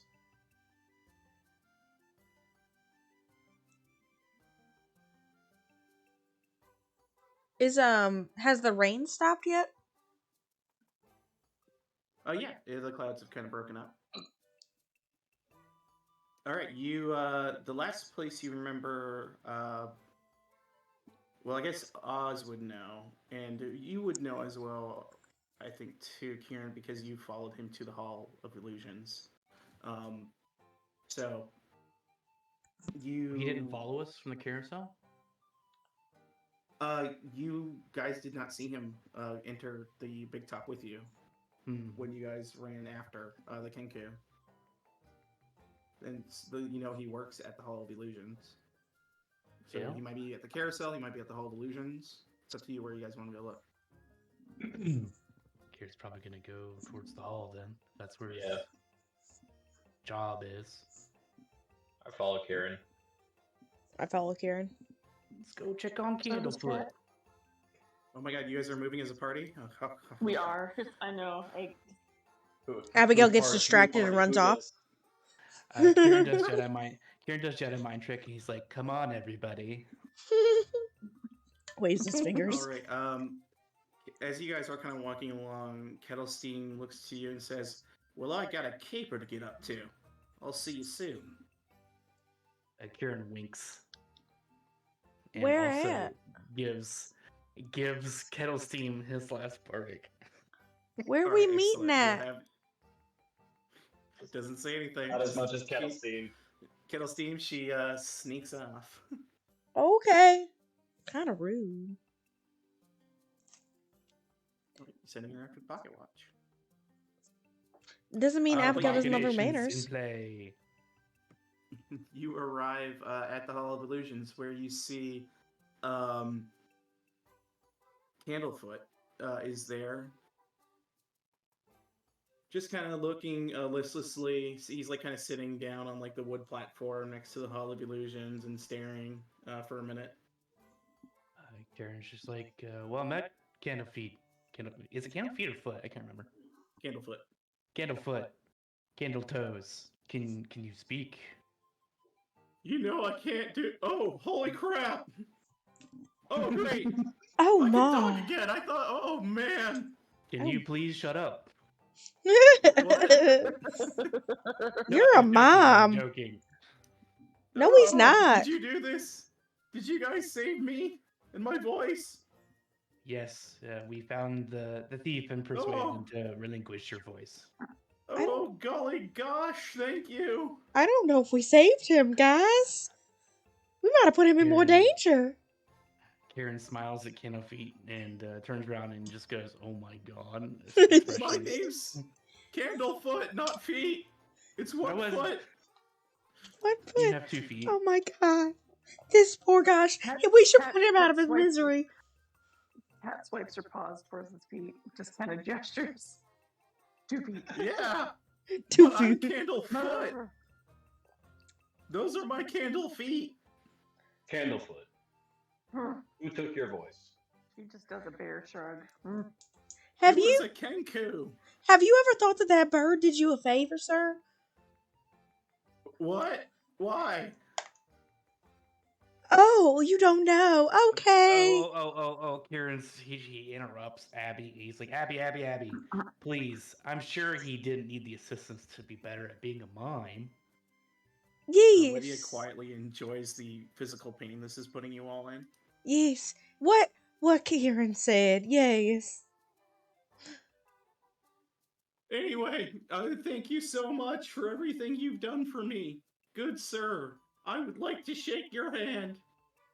He extends his finger, I guess. Shake. Cat tosses That's out right. a huge bear paw at him. He's not sure what to do with either of these things. Someone's extending like a pinky and the other person's a paw. It's a finger. What about a All right, foot? well, Would you like to shake a foot? he'll shake Oz's hand and kind of high five the bear paw and then just like touch his pinky to your pinky for a moment. Cat just Kieran. looks at her paw. Just like, huh? All Just right, slaps well, to the ground. thanks, guys. And Kieran's just like, well, now that a little quid pro quo here, we've helped you. Maybe you can help us. Sure, what do you need, man? Now that you have your voice, have you been seeing some weird shit going on around here lately? Oh yeah, tons of weird stuff. Are you too chicken feet to talk about it? No, I'm Candlefoot. Yeah. Abigail's eyes just widen like, holy crap. Look, man. And he'll kind of lean in and go, yeah, lots of weird stuff's been going on. There's like people who don't have their wings on get like dazed and confused. And then they wander away. Then I see Yes. some things. Do you guys have a union, perhaps? No. Maybe, listen, I need your help getting some information out of Mr. Witch and Mr. Light. They seem to know more about what's going on and are letting it happen. Well, the last time I asked Mr. Witch about it, he kind of sternly looked at me, drank some scotch, and said nothing. Yeah, that's understandable. Here's He- I got an It idea. made me real uncomfortable. Here's So what I you do. left. You get all your carny friends together and threaten to unionize. That'll get them to talk. Oh, no, we can't unionize. It's part of our contract. Is it because of the 1%? What? What? The 1% of what? Goblins. No, there's Pops out quite a a wild few shape. goblins She goes- here. Cat I pops think out a there's wild at least shape. like 15 or 20% of goblins here. I don't Cat get it. pops back into her centaur form. She's like, sister. She like looks at her and nods and like goes, Maybe it's like more like 12% of the staff's goblins now that I think about it. Kieran just puts his That's palm in his awful. face. He's like, old brother. Yeah, Oz is like rubbing the bridge of his nose and he's getting a headache. oh boy. Okay, Um, sister, got it. Sister. No, I got it. You guys are sisters? So- That's crazy. Oh, I Yeah, we are. wish. We look real different. Oh my god, I wish. Cat takes her quarterstaff. She just kind of stamps it in front of her and leans onto it. And it's like, is there any place where you guys like gather? So, like all the staff, like where you like kind of chat and meet up and we can hear things? But you know, There's do the you have staff staff meetings? area. Well, I see that there was a sign that clearly said staff area, but like, is there like a secret place? Because you know that the big guys, they watch those places. You're never safe in the staff area. Make a persuasion check.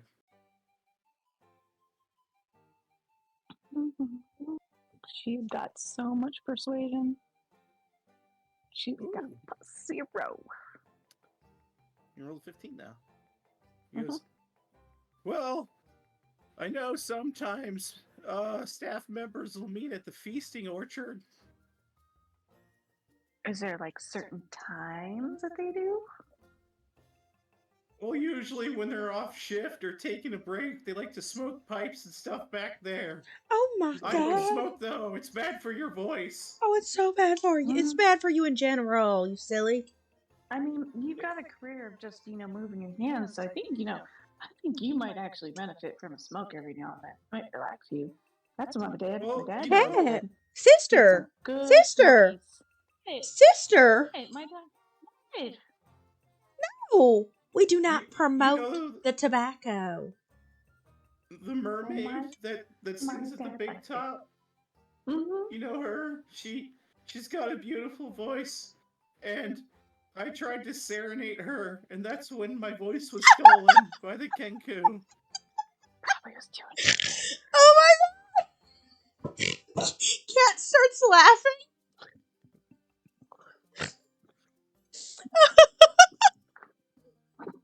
Anyway, tale as old as time, song as old as rhyme. You know what I mean? Maybe you should have done like an interpretive dance for her. I think that you might have had more success with your body motions than your vocal motions. I don't know. Thanks for sharing Make with another us. persuasion check.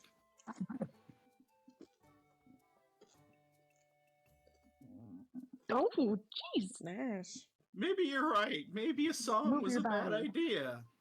Yeah, I'll do a strange interpretive dance. Maybe you can do research on Like a really mermaid esoteric mating, one. like mermaid mating rituals, and see if maybe it involves like specific dances or something. But I don't okay, know so when you I'll said the find a feasting. library, but okay. No Well, gyrating. when you That's get a for the chance. devil. Yeah, maybe look for Fugel, fairy Fugel. He starts to floss. You know something like this? That is too, sir. That is too much hip movement. The devil's gonna get you. Cat kind of does like what little, if I the whip twerk. a nene? Hold on, let's try this. You can whip and you can nay till your heart. You got to do the Stops. Cupid shuffle. Cat starts to demonstrate the Cupid shuffle. Yeah, Oz starts to do a little dance with him. All right, okay, I like all these. No obsessive hip movement. Nice I'm down with performance. all of these. Oh yeah, let me put that. Yeah, everyone roll performance who's dancing right now. Everybody's there we dancing. Perform. And I'll roll for him. Cat doesn't do a good Cupid shuffle. He rolls a 14. Hey. Abigail's doing the what? cha-cha slide. And Aaron usually wouldn't jump in on this, but given the spirit of the carnival, he does. Wait, where's my thing? There we go. Wait, where'd it go? I mean, Cat's the Yeah, best you guys dancer. all do pretty good. And Kat, you reach for your streamer that you still have to really enhance that dance experience. Every time Kieran makes an ostentatious motion with his arms, he uses prestidigitation to shoot out sparks. All right. Now remember, everyone, no gyrating. Most of you, he looks past Catelyn. Most of you look like you could maybe work here someday if you wanted. You got some chops. Oh, sir. Oh, my God. The trees don't chop themselves. You silly. Oz shows expressively like huge interest in doing that. All He's right. like, you mean I could have my sword dance? Yeah. But a little less intense than the one you did at the extravaganza. It will be the most intense sword performance you have seen in your lives. Or are you not entertained? Okay, maybe not you then.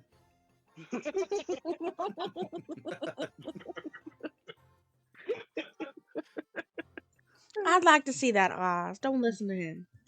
I don't think it's too intense. I think you just, you show a warrior spirit.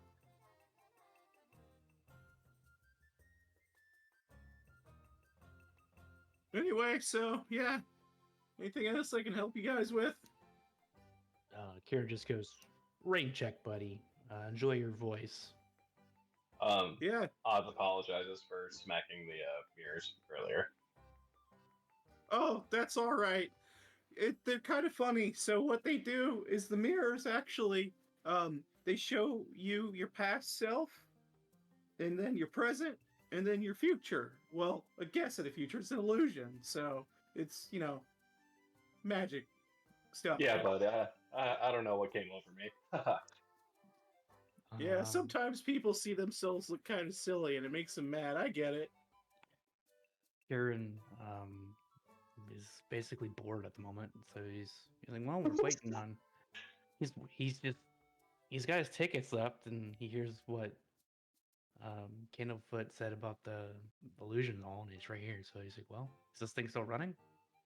Yeah, do you guys want to go in, I can punch your tickets. Oh my god, I'd love to. Kieran's just waiting for the Kettlestein to finish the job, I guess. So he'll go inside. Cat Alright, follows. I punt. I Okay. follow. Abigail goes in. Cat.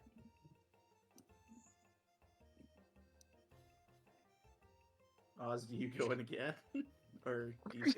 No, Oz actually is eyeing the mystery mine, and he's gonna go punch his last few over there, or his last. I think he has one left. How many punches did you get? It was 8 total. 8 total. I think I've used like 5. So okay, he has a little bit more. That's a bit more.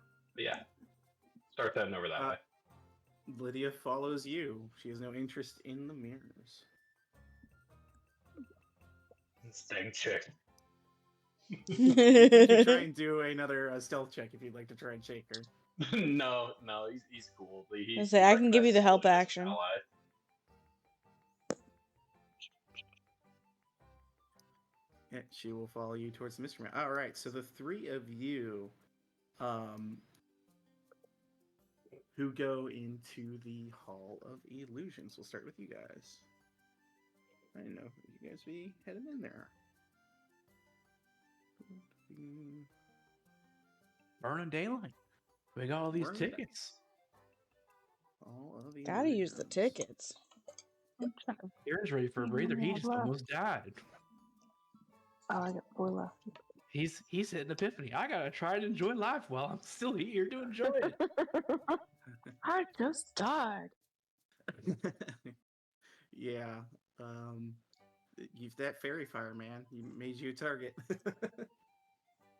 Kieran's. I need plate armor. Oh. You don't need armor at all, Alright. silly. Just go like this. I'm So just gonna the 3 hide behind the bear from now on. So, Kieran, you head in first. Catalan's. Do you guys all kind of stick together and head through? Yeah, I'm right behind. Yeah, sure. As you are walking into this the Hall of Mirrors, you see kind of these tall mirrors that line the interior of the tent. As you look at the ones close to you,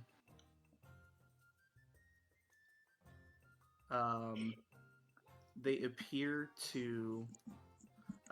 Abigail, you see yourself as a very young girl again in the mirror, like you were maybe when you were like 8 years old. She frowns. Catalan, you see yourself as a little centaur type.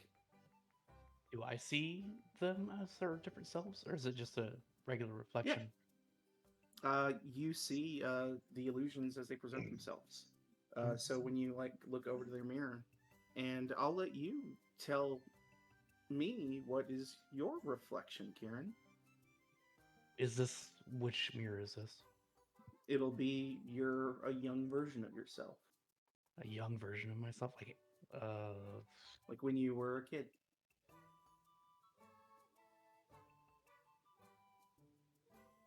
give me a second. I want to DM you something. Yeah.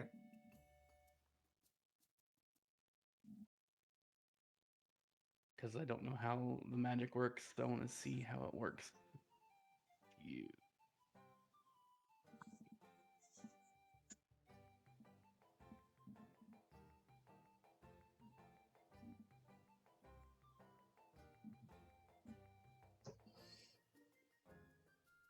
Let me double check that.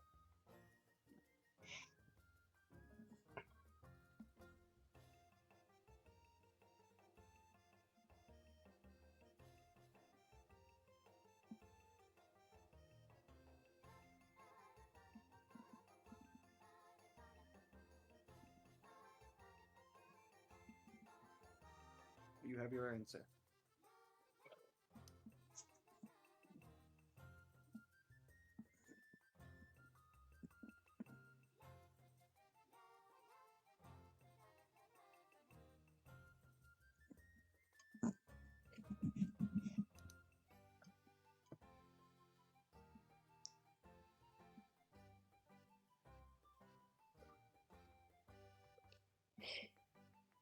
All right. So while we're doing that, Abigail, give a little description as what you looked like as a kid. Give us some notes. Okay, so she, if 8 years old, she still had her parents around. So she was in a dress and very neat and tidy. Blonde hair put up with a bow. Just like precious blonde 8-year-old who just always was smiling. All right. And what about Catelyn? What did she see? Catelyn is a little centaur-full girl.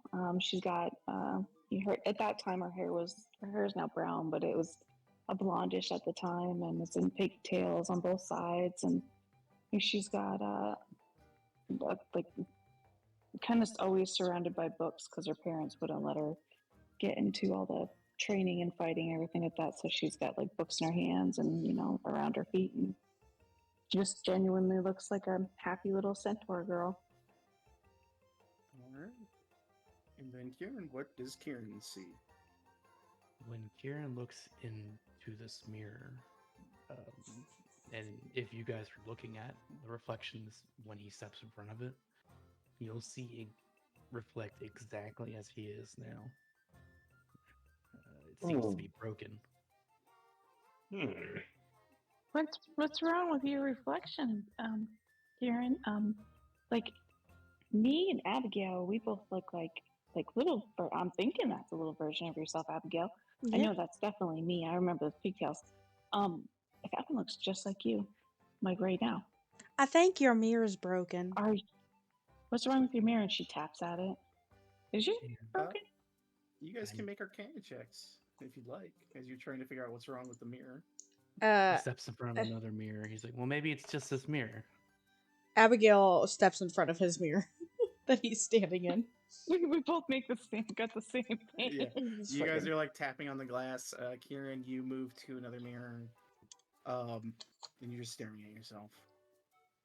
Cat moves to that mirror and then taps on that one so she can try again. What are you doing wrong? Do you have something on you? Abigail kind of like dusts him off. Get that off of you. Don't touch me. You have. Oh, I'm sorry. Sorry. I'm so sorry. I did not ask for consent. I am so Madam, sorry, Kieran. Madam, really need please. to work on that. You need really need to work on that. I am touch another so man. sorry. I tell everybody that they need to ask for consent, and I'm just over here touching you. I am awful. Candlefoot sticks his head and he goes, "Are people touching each other without consent in here? Because that's not cool." I know. You tell him. You tell him, Candlefoot. I am the worst today. This place has gotten me so off of me. I need to pray. So, yeah, you need to pray. But what right, so I don't see anything wrong with the mirrors, but I'm not really magically, or inclined that way. Is there something you need to tell us? I don't know what there what there would be to tell. What, I think it's did just you not have a working for me. childhood? Did you have a childhood? Yes, Are I you remember like my childhood Benjamin vividly. Buttons? Are you like Benjamin Buttons and just like get I younger? was, a child of means. My parents gave me the very best.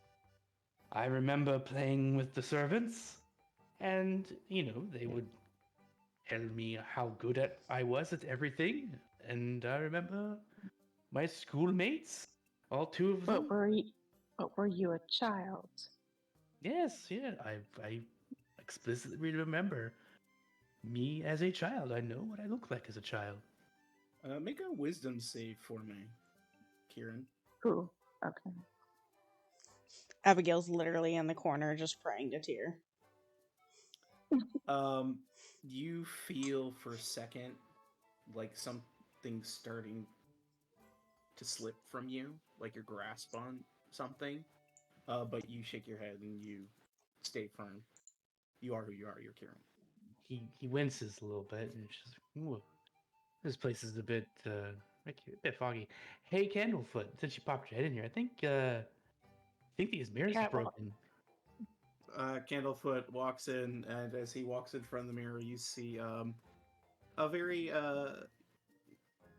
ruddy-haired little boy reflected in the mirror with kind of like a buck teeth look to him. Um, wearing some very simple clothes with a little teddy bear in his hand, and he's like, "Oh, well, I mean, I think it's working." Yes, but look at me. He looks at you and he goes, "Oh, weird. Have you seen this Never. before? Am I? Mm. I guess I'm just that amazing. Your illusion magic can't work on me. Cat, what was your perception check for there, Cat? Just when you said he was like struggling with that, is just to see if she saw that, like when he was having that like internal struggle. You just saw him think for a second and kind of like, yeah, I'm, just reaffirming. Nothing really catches you Okay. in that moment. Cat's like, He well, goes, this is well, weird. Let's go see the other ones. I There's am more, right? beyond Like, illusion. we're supposed to well, see like this is young, right?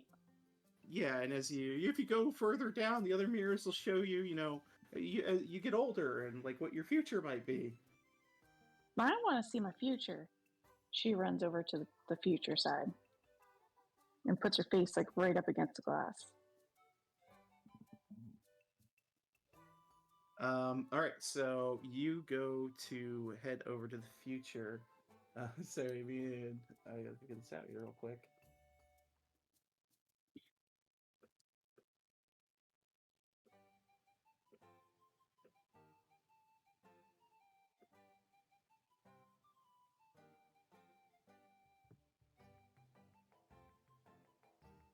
Um, you go to look at your future, Catalan, and you see yourself with kind of these very like these two what aside from this your squirrel companion, what are some of Catelyn's favorite animals? She loves dogs, and she also loved the. I think she liked the wolves that came around. Yeah, so you see yourself very much more mature, grayed hair, but with like this very resplendent looking like floral crown, wielding a much more intricate staff and nice armor, flanked on either side by two large dire wolves. Ooh. Ooh, friends! I have new friends in the future. Oh, Oh, is it me? look at my Abigail armor. Abigail Oh, runs up.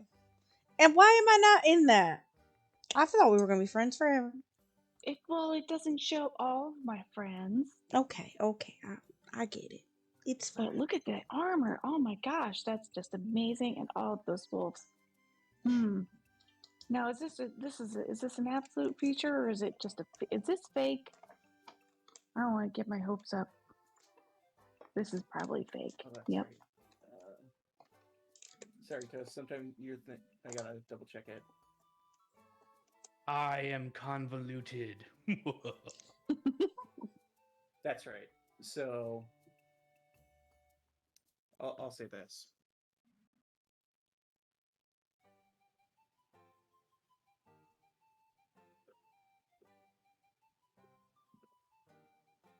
Uh, Catelyn. Yeah, you see yourself in all of that, and as you approach Abigail, you're going to look in the mirror.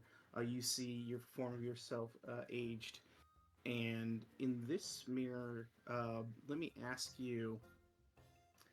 Uh, Catelyn's pretty content in her life, correct?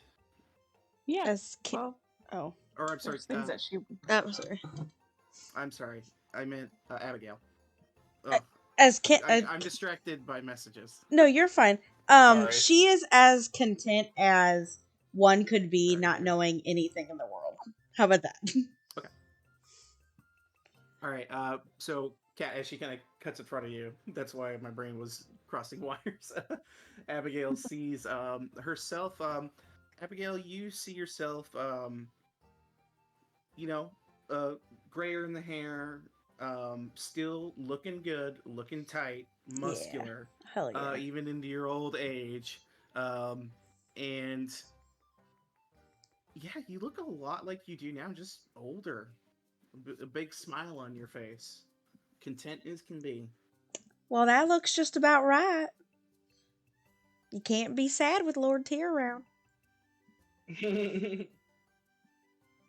Um,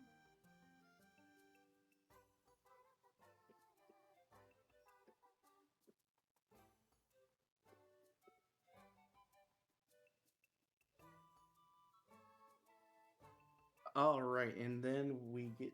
I just need to answer one last thing for me, and I can describe what he sees. Oh yeah, and you have a big blingy tear symbol on you. Hell yeah.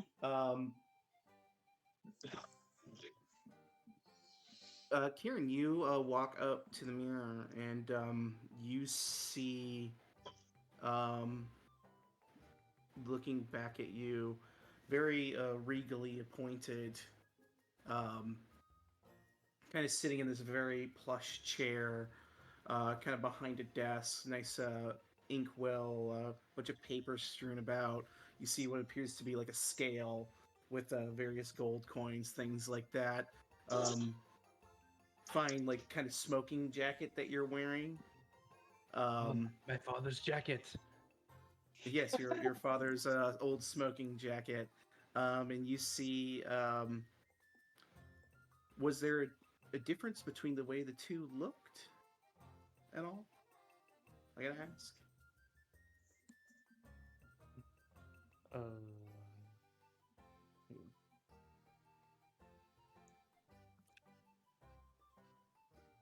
Sorry, I'm trying to remember exactly no, everything. no. It's just a rebrand. Gotcha.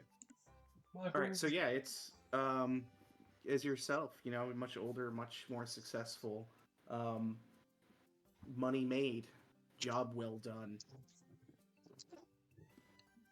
My brand. Brand Oh awareness, my gotcha. god. Look with your special eyes. Money doesn't buy happiness, honey. What's a This brand? one seems to be working quite well, if I do say so myself. This one? This one? What are you talking about? What the fuck? Yes, Yeah, you guys. see, I mean, I'm what the successful. what? I'm wizened. I'm gray in the hair. Ooh. Are you This is a okay? sharp looking fellow. He does look really sharp. Looks like you've got a lot of gold. My dear too. Abby, Gray. you if say. this is any indication, I am very okay. I will reiterate what I just said. Money does not buy happiness. You know what buys happiness? Love, affection, and our Lord Tyr. You know, but money sure as shit helps. But money sure as I wouldn't shit. know. I'm not allowed to touch the money. All right. But yeah, you guys see those images in the mirrors. And there are some other kind of like funhouse type mirrors that kind of change your shape a little bit. Um, and yeah, they all kind of circle around the outside and come to one very large mirror in the center in the back. And when you look into that mirror, you guys just see yourselves as you are now. Hmm. Well, what a Eric's like, mirror. oh, this one's broken too. Yeah. Oh, this is nice. I'm looking good today, especially for just baiting up a shadow demon. She fluffs her hair. Yes, yes. Shadow demon. I'm quite relaxed in here. Especially after seeing a glimpse of what my future might hold. He's strutting around pompously. Oh my god! And this is why I married Jeffrey. Money, money, money, money, money. Money, money, money, money, money. All right. And we'll jump over to the mystery mine. As you are heading over there with Lydia in tow, who is just kind of humming behind you. You reach the mystery mine. You see what appears to be propelled by magic minecarts laden with fairgoers trundle into an opening carved like a dragon's mouth. The carts reappear moments later on the far side of the attraction, with passengers expressing a mixture of bewilderment, fear, and excitement. Near the entrance, a male dwarf dressed like a wizard shouts, "Unlock the mystery of your mind in the mystery mine." He has bushy eyebrows, wears a pointy hat, and holds a large clockwork contraption shaped like a giant eye. Very cool. Oz approaches him. He's like, "Yeah, I want to get on." All right. And he'll reach out for your ticket to punch. Ticket, please.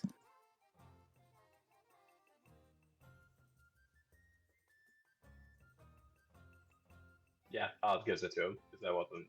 Yeah. Yep. He punches your ticket, and Lydia reaches out, hands hers over to, gets punched. He says, "All right, you two, go ahead to get in the cart right there. Space for both of you." All right, Oz hops right in. Yeah. Let's see.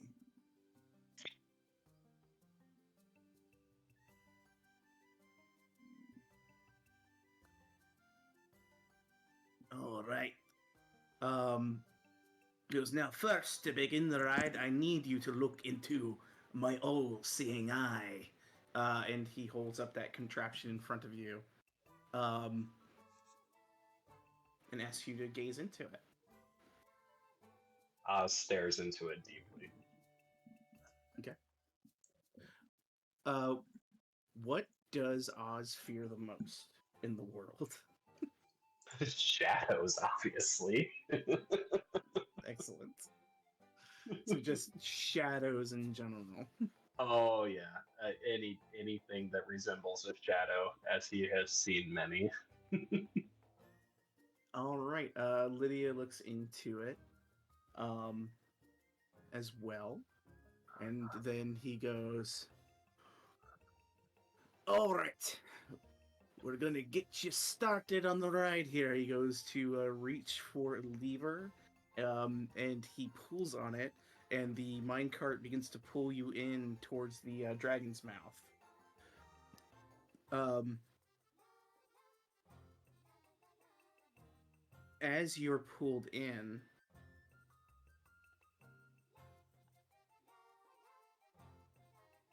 let me double check here.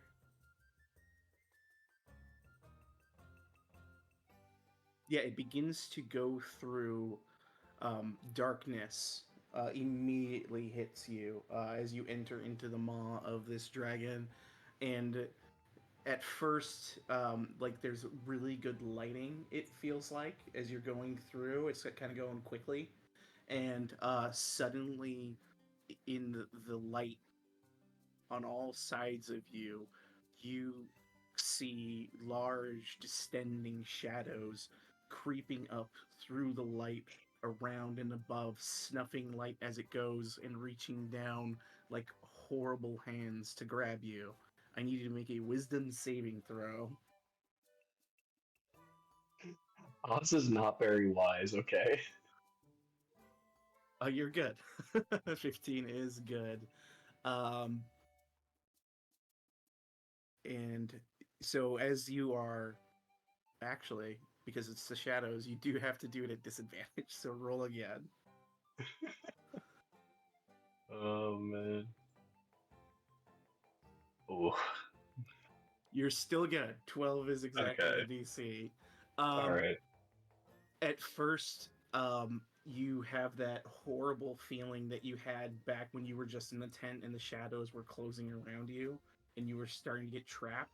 You were starting to like feel compelled to like scream out in panic, but then you realize this is a ride. These are illusions, and as you mind breaks through the illusions of these fears that come across to you, um, you uh, actually suddenly are compelled to laugh jovially. He starts laughing maniacally. Fair enough. I gotta do disadvantage wisdom save for Lydia.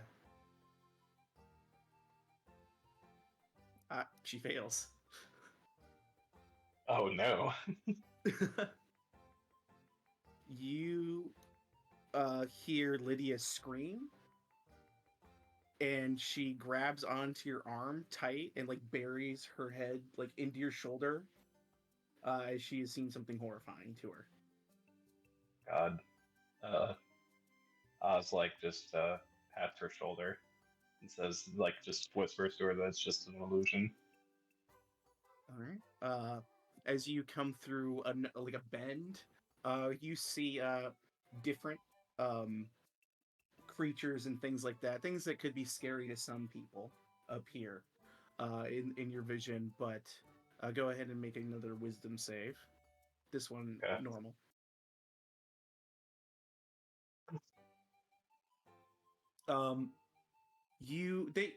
Some of the imagery is disturbing to a point that it kind of puts you off a little bit, and you kind of are taken back by it too, and you kind of jump a little bit at some of the things that pop up on the ride. Lydia will also have to make another one.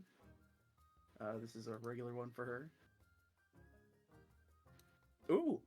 Um, as you like are reassuring her, the reassurance isn't what does it for her. It's when you actually like kind of instinctively yelp just slightly and show some fear, and then she kind of laughs. And she's like, yeah, you're right. It's just illusions. It's silly.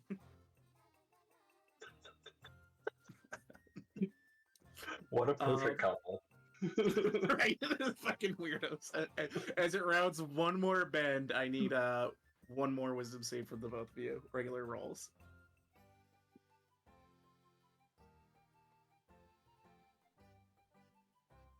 The Beck rears its shadowy face. You swear that you see like your own shadows back for just a split second, and it fills you with terror. Christ. And now it's up to you how you react to that, because it's an at one. So God, Oz panics to the point of trying to get out of the cart. okay. She sees you trying to get out of the moving cart, and she is going to cast Hold Person on you. Make a wisdom save.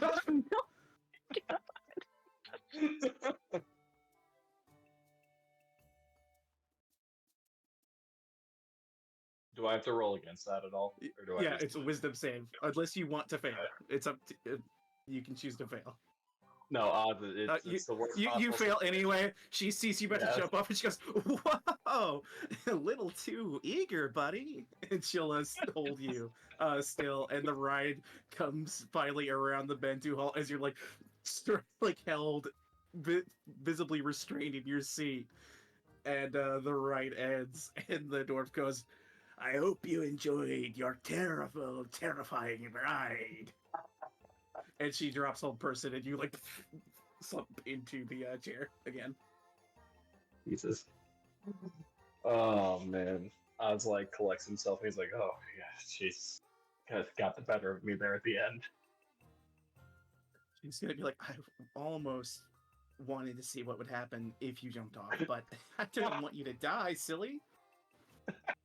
Yes, she does. Oh, don't be coy. Yes, you did. Just a little "No, I just want you to be close to death. Come on." And she'll grab your arm and takes you out of the ride. You silly boy. Don't die. Just be really close to it.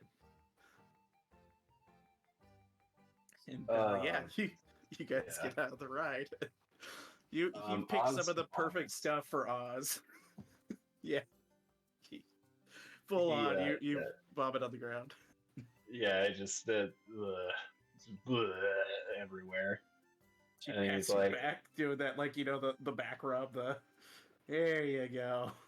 Let it Get it out. all out. yeah, exactly. He's like, let's go see what those other chuckleheads are up to. Yeah, they went to go stare at mirrors. Isn't that dumb? She'll start. Yeah, you Oh, don't stare at mirrors. You headbutt them. Yeah, that's fun. Oh She'll my. you guys start following you guys up there. Around about this time, you guys are exiting the Hall of Mirrors. It is to the 7th hour of the carnival as it's getting darker and darker out. And you hear a Barker cry, "One more hour to the crowning of the Witchlight monarch!" I suppose we should head over there. Kieran will be like, man, I still got like 4 punches left. Hey, Candlefoot, what's the quickest way to use these punches? Oh, you're talking to me again. Okay, yeah, probably, you can get some, like, really good food with some of the punches. You can play some You can get games food? real fast. Food? Where? Oh yeah, Oz is starving. He hasn't eaten all day. Yeah, there's some No. vendors. How much energy? Yeah, there's Turn into a bear? what? Hmm? Oh, that's right. You were bear, then you were centaur. Did you just point towards the pixies? You No, want me he's to like eat the he's pointing at pixies? various. He's pointing at various. And you're looking around. Yeah, there's just like food places all over the place. Oh, Cat. Audrey's Cat, gonna going go Cat, over can we here. get some food and then can we visit the pixies? I've heard about them. I'd like to see what they're about. Let's get some food first, and then we can go eat Okay. the pixies. Food, then I mean, eat visit the pixies. pixies. I mean, not Yeah. meet pixies. Yeah. We're gonna meet Mhm. them, not eat them. Okay. Yeah. Meat, not put them on a stick. Okay. So she looks at the vendor in front of her. She's like, "You got anything to All right. eat?" Let me go to the small stalls again. It's really my Alright, I bad guess because I didn't. Oh, I'll go over here. Start with everybody, but since everybody's going to this one, I'll just get in line. okay. Are you guys all going to the same stall for food? Yep. Yeah, why not? I'm We're guessing just the one with looking the food around, on I top guess. of it doesn't have meat, and Oz definitely wants. All right. You're looking for meat. Kieran's a Yes. meat I man. am a dude. He eats- meatitarian. He's a meat man. You're a meatitarian? Meatitarian. Typically, meat. What I does am a that even meatitarian. what does that even mean, I- Cat? I like to eat meat. Much to your chagrin, you do not find a vendor with any sort of meat. God damn it. Okay. What kind of food do you have?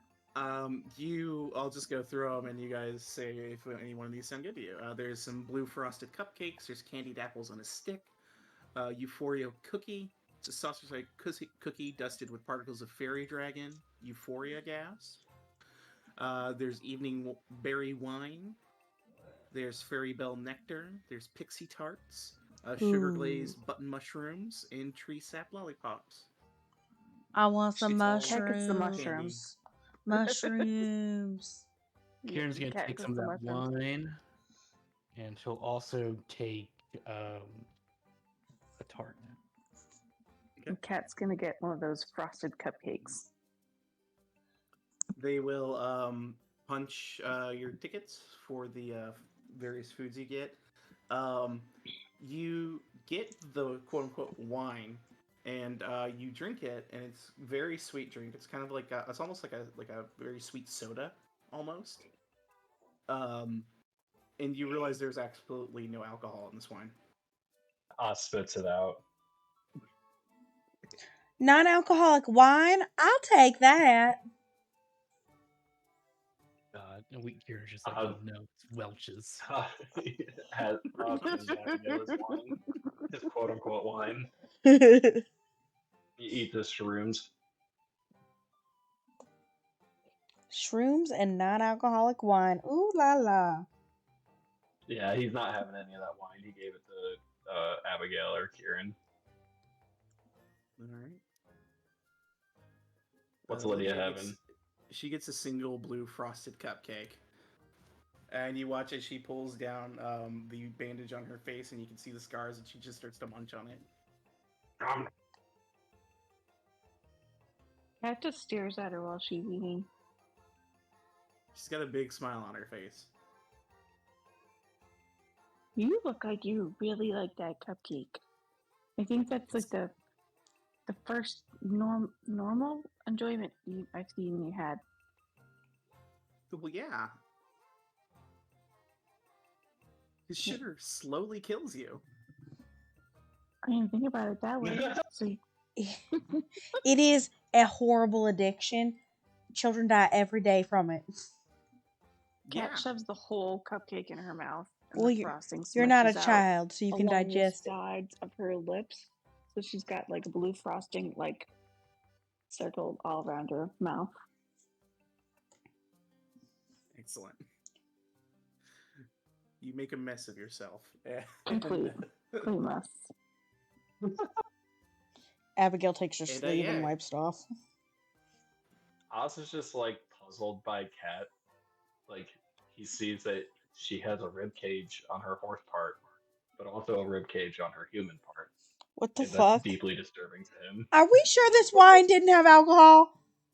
Did it have LSD in it? Oh my god, she spits it He out. spit it out either way. I wonder how Have you you been- disembowel a centaur. What the fuck? Well, I'm not gonna tell you. You're gonna come after me.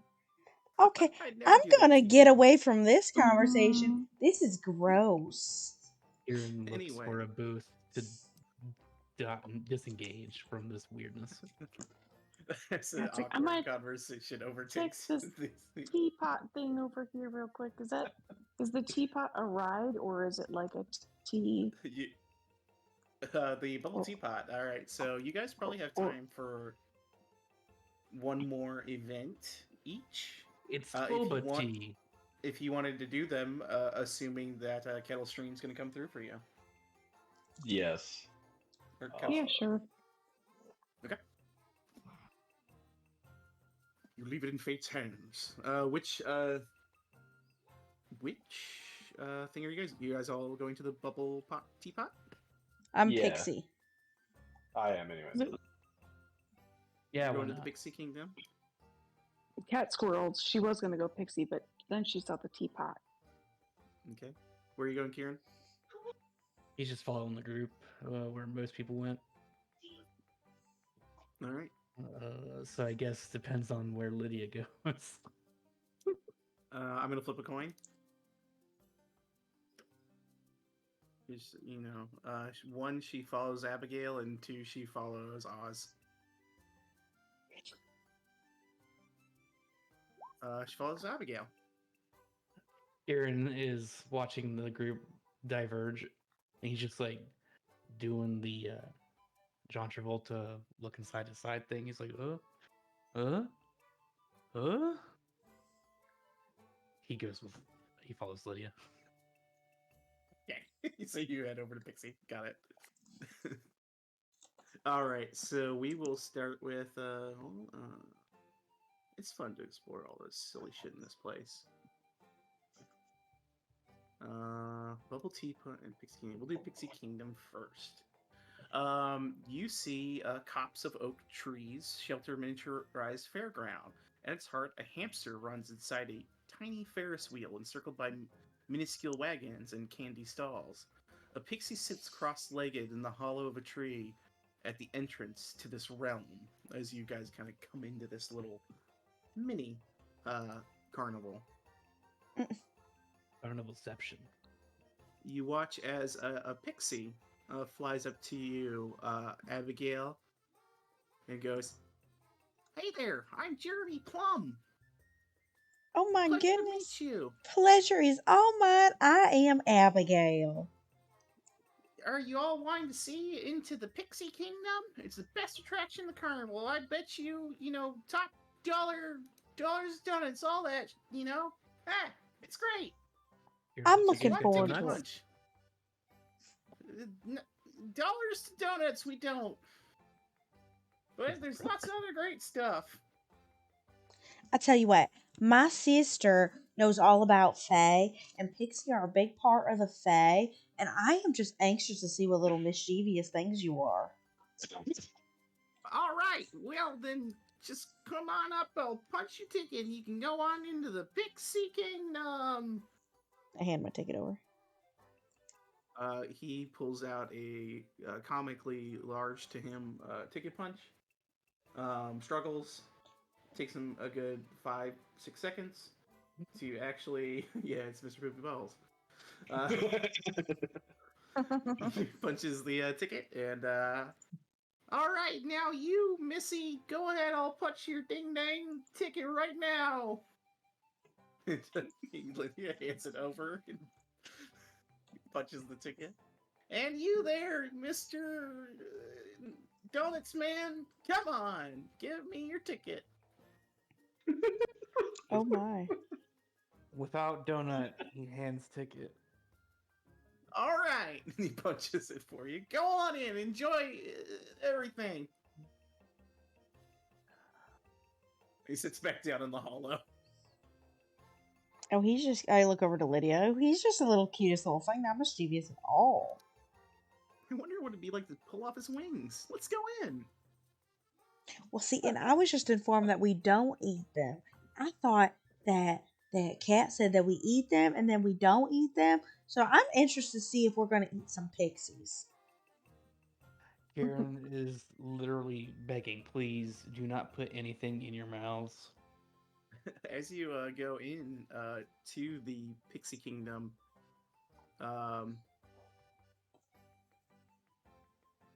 you see Jeremy goes, "Oh wait, one more ding darn second! I Oh. forgot something."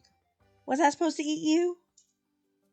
No. No. He runs up to you and spikes you in the face with some dust, and then he does it to Lydia, and he does it also to Kieran. It's like one after the other. This is special pixie dust. Now I get to give you your pixie names. Abigail goes back and goes, "Oh my God, come sing it." You want your pixie name or not? Yeah, I think. All right, roll a d8, lady. Okay, I'll get my dice that I just hold on to. It's a 5. Your name's Jelly Bean Starfish. Congratulations. That makes no sense. All right. Now you. Points to Lydia. Who's gonna roll for her? Oh gosh. You can't. Jelly Bean Starfish. You too. can't That's have not that. do. Up or down? About panache. That's a good one. Now you, sir. I hope he rolls a 5.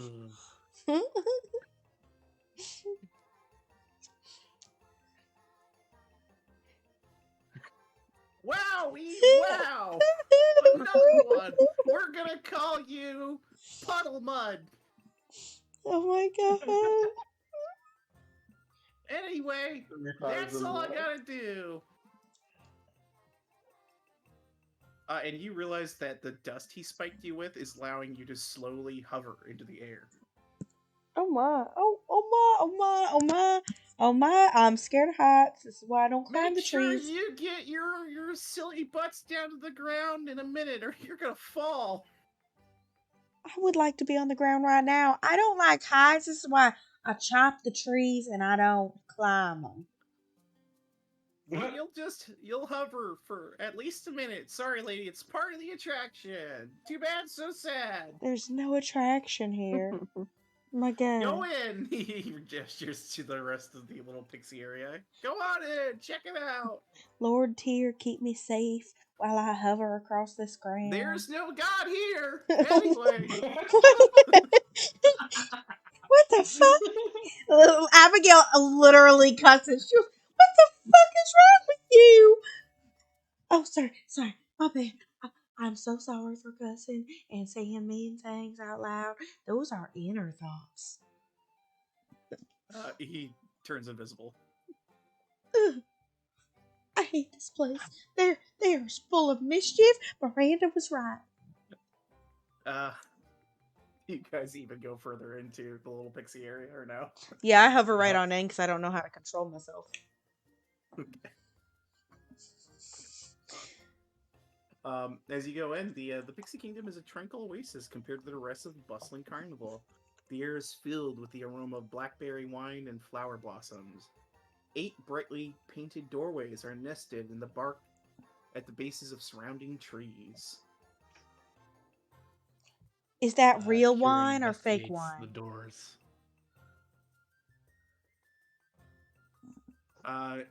You go to check out one of the doors?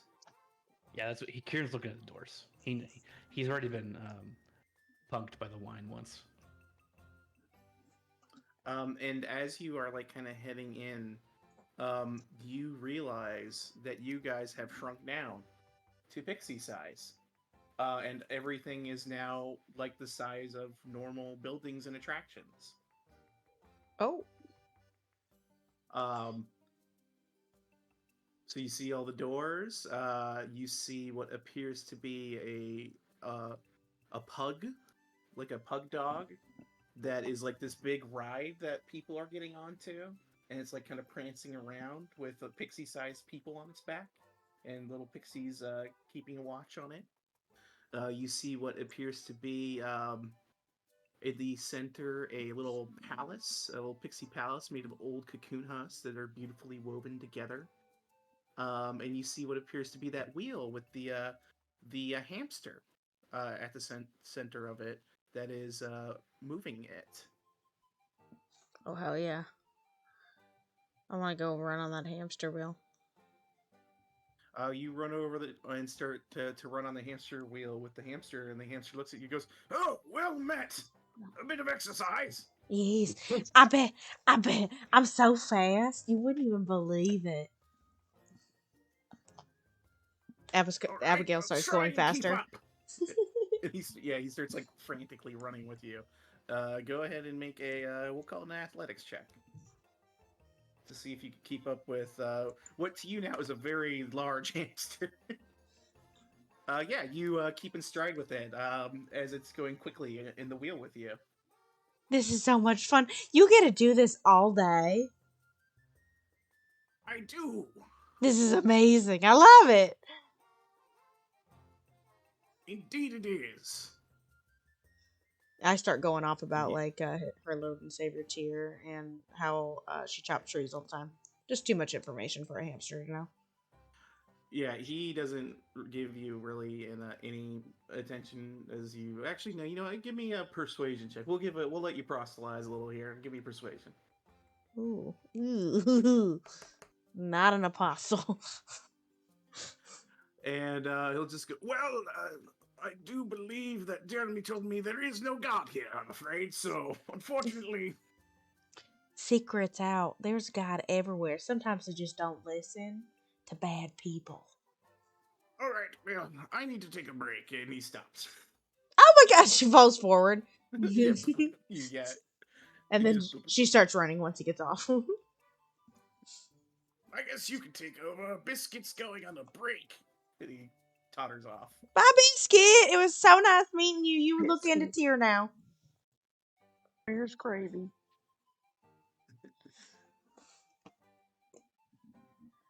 Yeah, and you guys see after anybody else doing anything in there? What Kieran? did the doors have on them? The doors have various like flowers painted on them, different types of flowers. And because now that you realize your perspective has shrunk to them, these were much smaller doors previously, but now they're like regular sized doors that would lead into an interior, like a home. Oh, are these shops? He goes inside the closest door.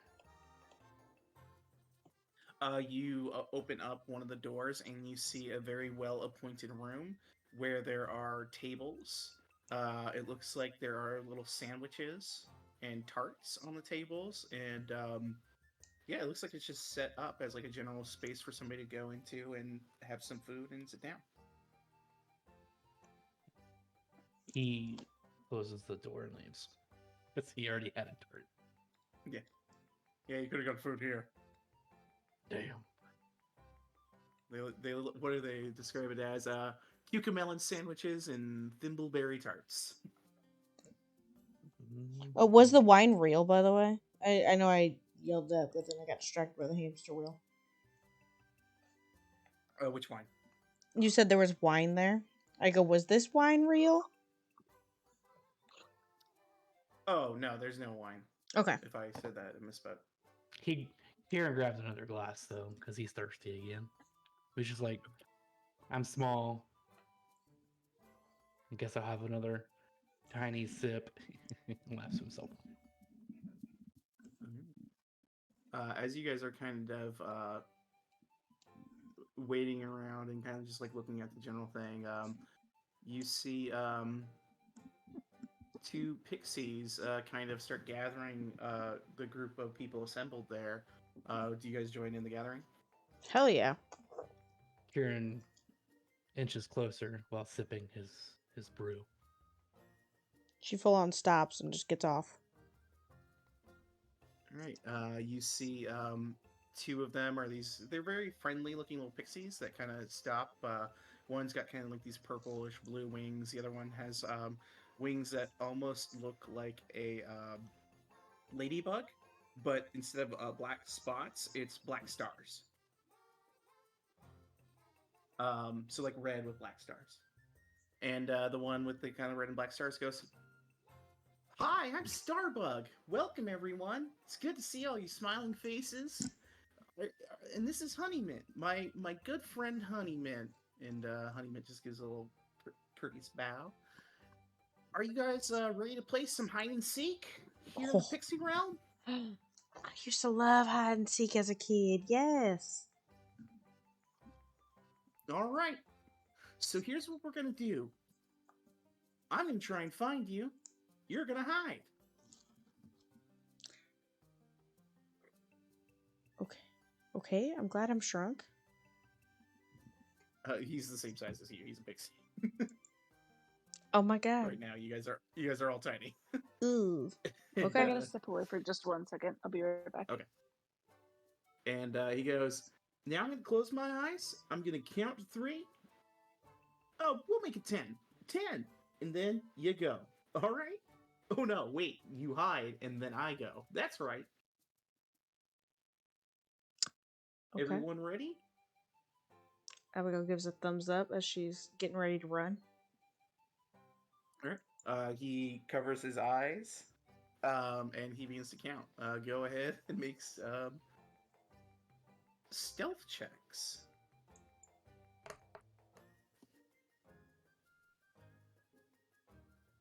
Wow. And Lydia, disadvantage. Here she goes. Yep, that sounds about right for the plate wearer. So you guys start to scatter around. You spot 3 places that look like they could be a good place to hide. You see Biscuit's wheel. Looks like you could hide over there. You see the flower bed. There's a flower bed. That's like a thick flower bed, and there's like kind of these little flowers that are kind of. It looks like they're almost talking to each other. And then you see a heron's nest. That looks like another good place you could hide. So, where would with 19s, you're able to hide in any one of these three places? The flower bed. I think Abigail's so nature, she wants to do the flower bed. Okay. Just lay right down in them.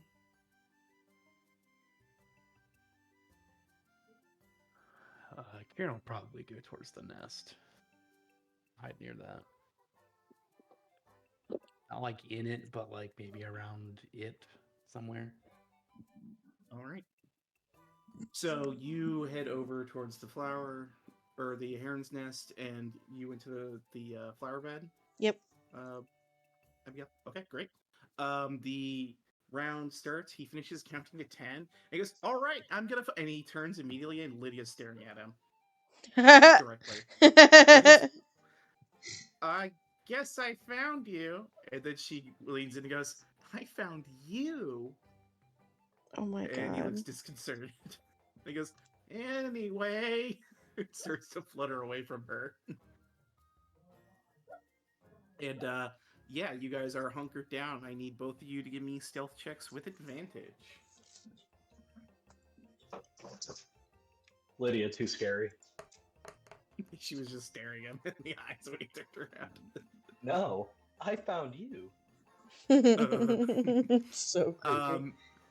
As you are hunkering down in the flower bed, Abigail, the flowers are kind of like talking and like having Oh. conversation around you. Mm-hmm. And when I was like, anyway, so I told him, I said, "Ma'am, could you please just go away? You're real. I'm trying to have a conversation with my friend. Could you just go? Can you scooch, scooch?" And the flower starts to like pat at you. Oh my god, I'm so sorry. I forgot to ask for consent. I am such a ninny poo. And as you are saying that, you see Starbug appears. He goes, "Found you." Oh, yeah, you did. All right. And then it looks like it continues on for a little bit longer until ultimately, Kieran, you are the last one left hiding. And then you hear him like a little whistle. He goes, "All right, you won, buddy. Come on out." Kieran comes out and he's prestidigitating the sparks of like party favors, just going pop, pop, pop, pop, pop. He's like, yeah. Jeremy flutters down and he goes, "All right, good job there, buddy. I got you right here. Your freaking great old prize. Enjoy." And he throws a bag at you. Nice. He catches a bag at me. And you catch a packet of pixie dust. Cool. Is it the same This pixie is dust the we got powdered with? Yes, yep, same crap I hit you with earlier. Enjoy. Last Sir, your minute, buddy. enthusiasm makes me happy.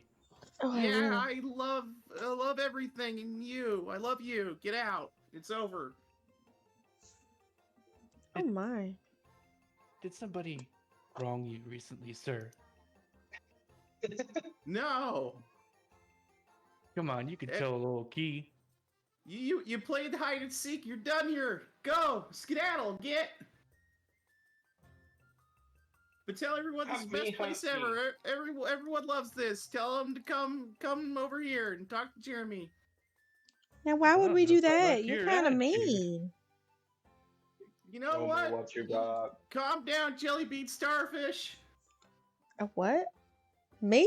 That's your name. Yeah, you're Jelly Bean Starfish. I know, but you're like telling us to get out. Like, I don't feel like that's a very friendly thing to do. You and Puddle Mud overstayed your welcome. Get thee gone. What are you You are so mischievous. Miranda was right about the lot of you. The lot of you are just a mischievous little bunch. Kieran, He blows on the wind, and I need you to make a dexterity saving throw. Okay, I get advantage on those.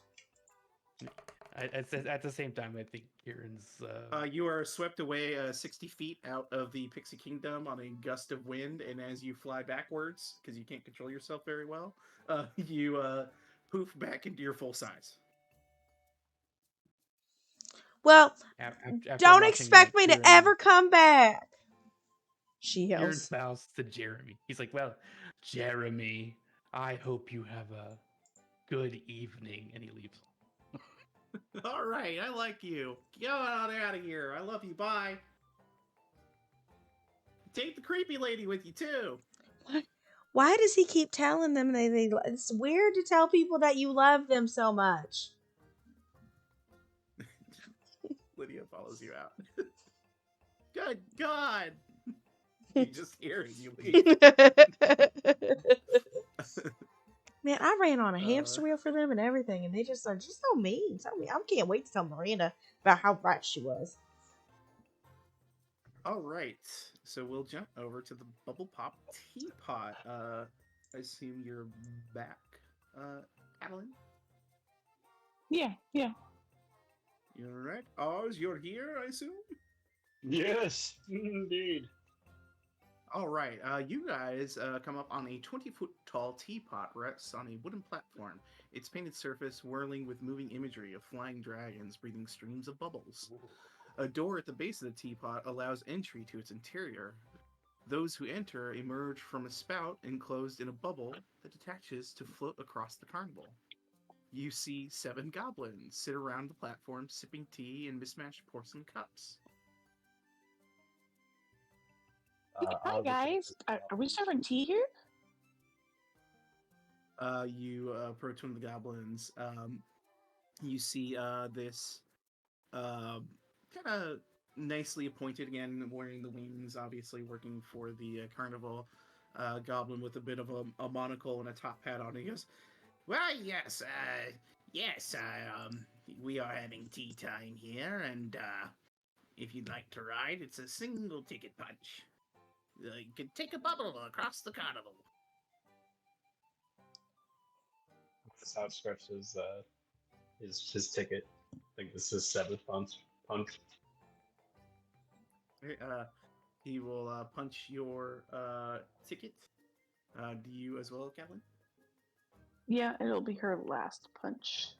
You hear Abigail in the Punches back it. of your mind. Check for the 1%.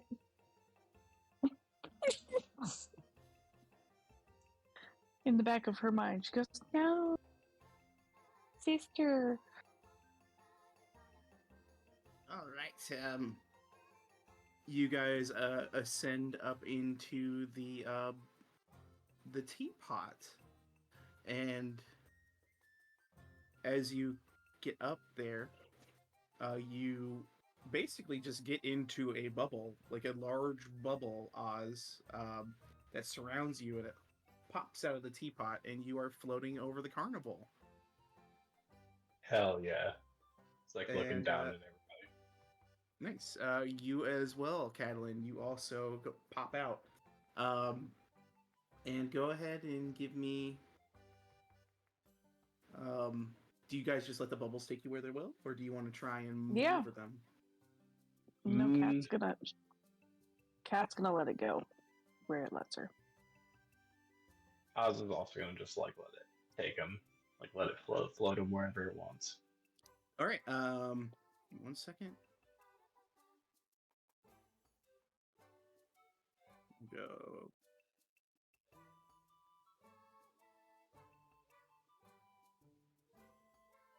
Each of you roll me a d12, please.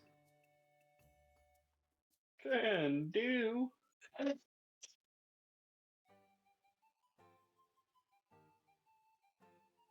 2 and a 7.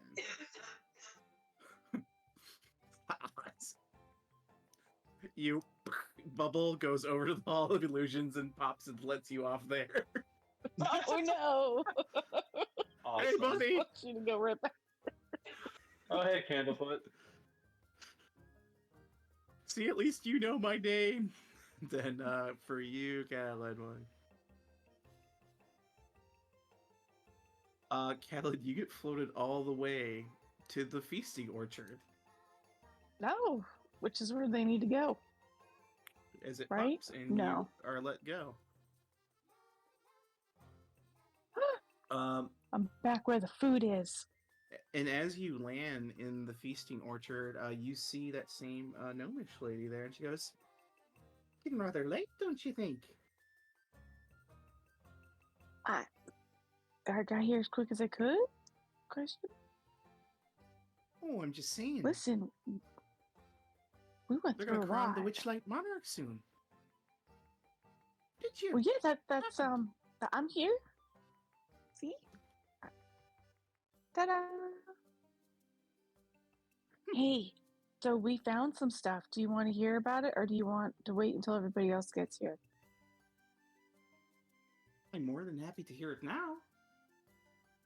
Okay, so we went in the big tent, and there was this big shadow thing that attacked us, and we saw that oh, what do they call that bird thing? Kenku. Because we Oh, saw him. He stole, he or she, they. I don't remember its pronouns. Hi, little But Kettlestein running around. yeah, Kittlestein. They took Candle. Oh gosh, he gets so mad when you get his name wrong. She stole his voice, and we fought the thing, and it did kill Kieran, and then he came back to life, and Oh my! and then we beat. Yeah, it was crazy, and then we beat the thing. It went poof. I like bit at it and clawed at it, and everybody was fighting it. And then he came back to life, so he's alive again. And then the Kenku gave Candlefoot back his voice, and here we are. Well, here I am. I don't know where everybody else is, but we did get some snacks right after, so that was good. So I get hungry, Kettles. so I turned into a bear, and then I turned back. And that like That a sounds lot of rather calories. exciting there, darling. Yeah. So, Mm-hmm. so what you're saying is there's some terrible beastie over in the big top. Yeah. Not anymore. We killed it. I think we killed it. Well, Or bravo. did we? I don't know. Oh, we The didn't get to funny loot the thing about body. shadows is that they're everywhere. She gives you a look. Cat looks at Make her me a own second shadow and check. starts spinning right in circles. All right, hold on a second.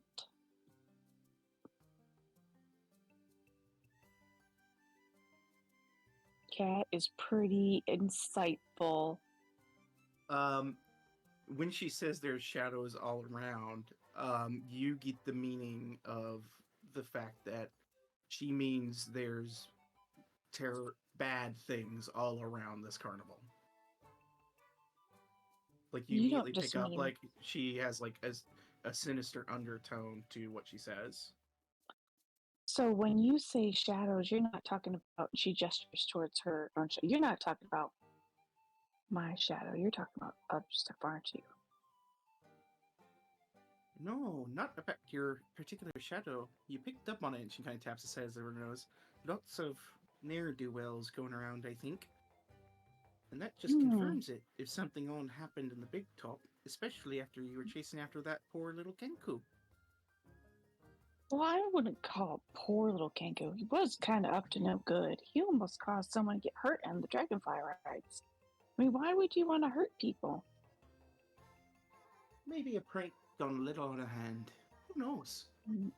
Who knows? So what are we supposed to do about these shadows? Well, maybe find the source of them. Maybe you should find your way to Prismere, my friend. Prismere, where is that? I don't know too much about that area. Well, the good news is, if you get a watch, you'll be right on time to catch Prismere. Don't worry about it. Oh well, we got oh, what's his name? Kettlestein. We got them working on that watch. Oh, And very then, good. do you know anything about the hourglass people? You see a smile break across her face. The hourglass What's people. that for? Mm-hmm. What do you mean hourglass people? Well, shoot, what was it, a long time ago? You talked about the hourglass and the. So the Kenku went and said something about. There it is, right there. The hourglass coven. That she or he overheard Mr. Light and Mr. Witch talking about the hourglass coven taking what they want, and then that they stay in business as long as the coven gets what they want. What is a coven? What is this hourglass coven? Well, and she looks at you. I like you, girl. I like your energy. I like you Tell too. you what. I got good energy. Yeah. Give me a persuasion check. I'll give you advantage. Okay. Good, See because if you her can get persuasion some- is 0. Decent information out of her.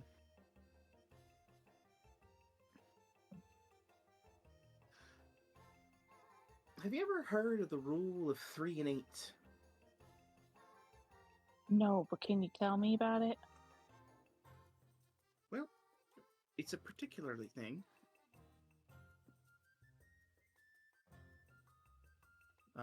One second. I have the exact information on it.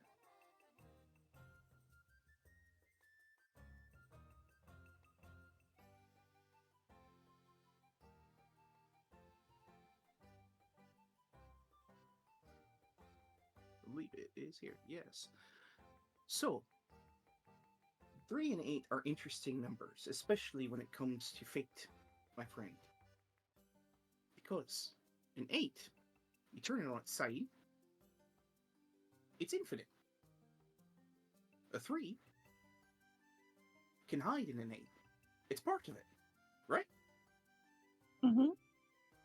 So, 3s and 8s are really important. Keep that in mind on your journeys forward, okay? Okay. And I'll tell you one last thing about a 3. Covens have 3s.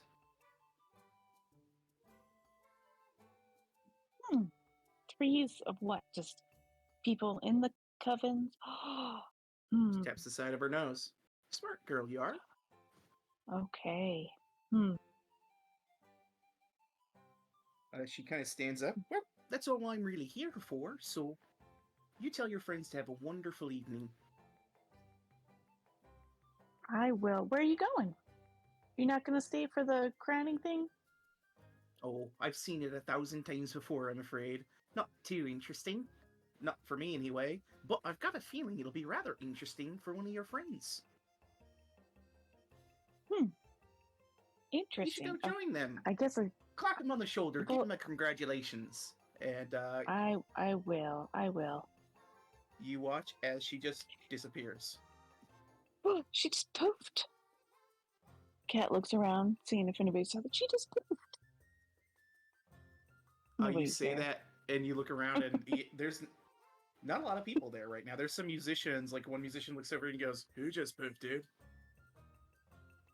You've been smoking too much stuff. It's okay. Oh yeah, bro. I'm gonna go back and find my friends. Poof, poof, Are they pass, supposed to you be? know what I mean? They're supposed to be at the feasting orchards, or are they? Where are they meeting for the thingies? I don't think we were meeting anywhere now. Yeah, I don't No, think sorry, it was a where's- meeting place. We've been told the sorry, feasting where orchards was the twice. crowning supposed to be at? That's what I'm trying to. Oh, I thought it was just gonna be announced. You never found out specifically if there's a specific place to Okay. be for the. Then Kat is going to gallop / skip. She's just gonna prance. She's gonna just prance all the way back. Doo-doo-doo. She's gonna stop by the lost property. Does she find anything fun? Look at all the lost stuff. Lost property. 1 second. I can give you a quick look.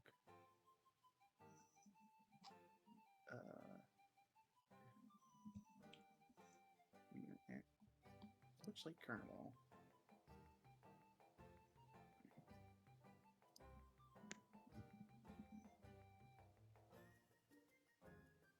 Where are all my locations? There they are. Lost property. Sorry, there's so much to this carnival. Outside the lost property wagon, you see there's a large feline creature with midnight blue fur. There's a pair of tentacles extending from its shoulders and wears fake butterfly wings. Hanging from its collar is a small wooden keg.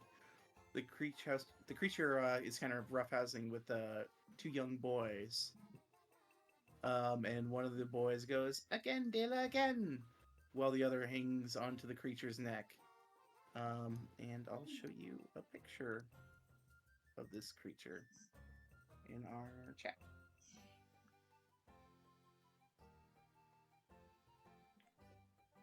Oh. Whoa. That's Ooh. Is that a legit cat? Kitty, Make kitty. a Or make is it a a monster? make a nature or arcana check. Yeah, it doesn't Let's look see like which one is it doesn't look best. like a tabaxi.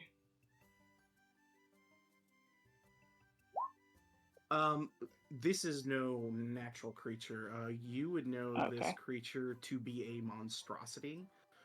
This is Okay. a displacer beast. With its, Oh, okay. you realize that its Mm. tentacles are wrapped up onto these fake wings that it has on its back. But it I see him seems to now. be yeah. very playing with the children, like keeping an eye on them and playing with them. And you watch as the two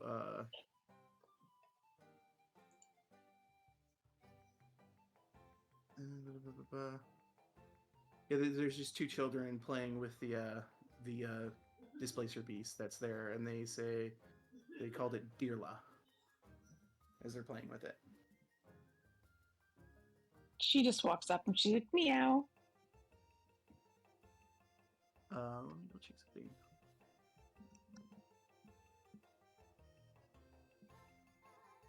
The creature opens up an eye and looks up to you and goes, and it says in common to you,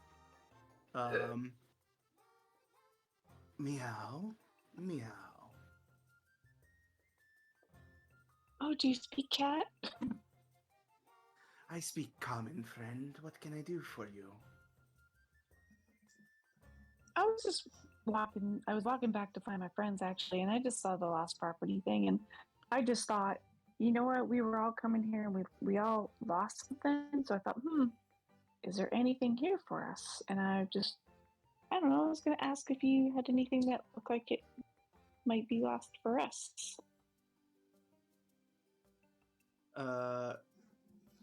The creature kind of cocks its head and goes, well, I do not have anything. Well, I have some things, but what are you missing?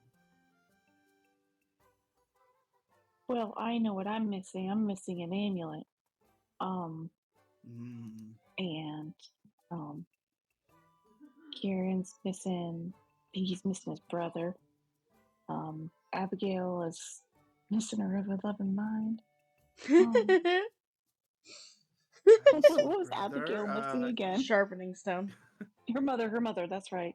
No, And her Oz, her what was mom's Oz looking sharpening for? stone. And what was Oz looking for again? An amulet, as well, a Amulet. Okay. necklace. Okay. So she tells him all those. Do you have any of those kind of things? I don't Pretty know, but a brother, and she looks to the little young boy. Alwyn, maybe? Is this her brother? Or his brother? I don't.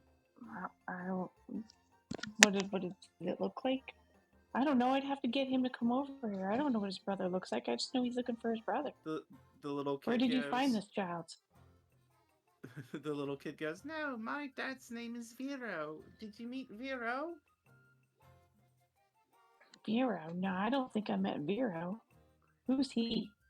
He's my dad. He's a big fellow. He has a big mustache, a blue shirt. Could you find him? Could I find him? I will look for him, okay, friend? Dearla looks at you. It would be most appreciated. These children are starting to, And it just looks at you. They're driving you nuts, aren't you? They're driving you nuts. I get it. You don't want to say it out loud, but don't worry. I'll say it out loud. You kids are driving him nuts. But Dearla's so nice. And one of them's hanging on, pulling on an ear, and you see the displacer beast is kind of like wincing a bit, trying to be kind. Listen, kids, and Cat kind of scoots down a little closer. You do know these things are deadly, right? Are you trying to intimidate them, or? Yes. He doesn't care about the children. She's a 0 + 0. She's not gonna intimidate these children. You're silly. Yeah, Child okay, said- just try not to get eaten. Okay, stay away from the Right. tentacles. If you do I'm want gonna to go look find my for friends. if you want Yeah, to look let's for just do- Vero, you can do a perception check. Okay.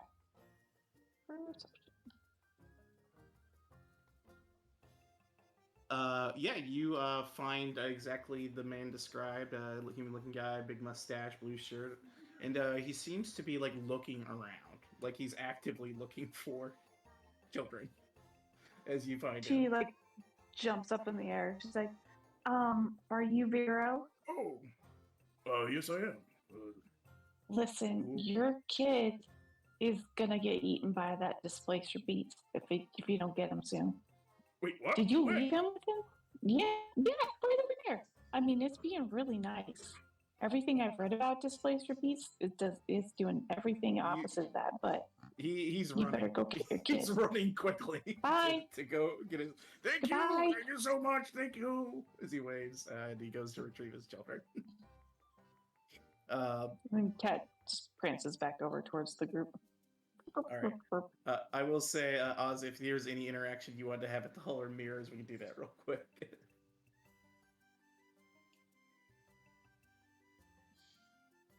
What are you, Cappy? If you wanted to have anything go on with Oz at the Hall of Mirrors, we can. Yeah, he's just been chatting with Candlefoot, and he wants to go take one last look in there just to make sure he saw like his his younger self correctly before. All right, go ahead and you have a punch, right? Yeah. All right, yeah, sure. Go on in, buddy. Promise I won't headbutt it this time. Should I come in? I'm just gonna come and watch. Okay, that's fine. You can. He'll follow you as you walk in. No trust in this place. I see how it is. I mean, come on, dude. Understandable. You go in, and you go in to take a look at the young Ymirians. And what would Oz have looked like when he was young? Like around 8?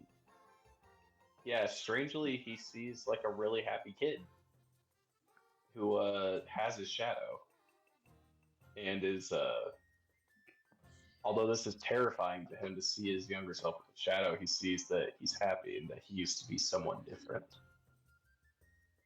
And this realization is uneasy to him, for sure. And he kind of like ponders to himself. Make a wisdom save.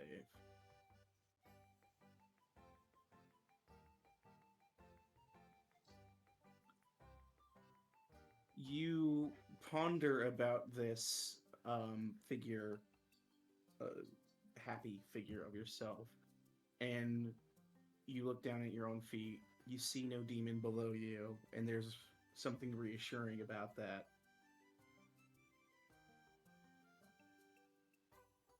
Yeah,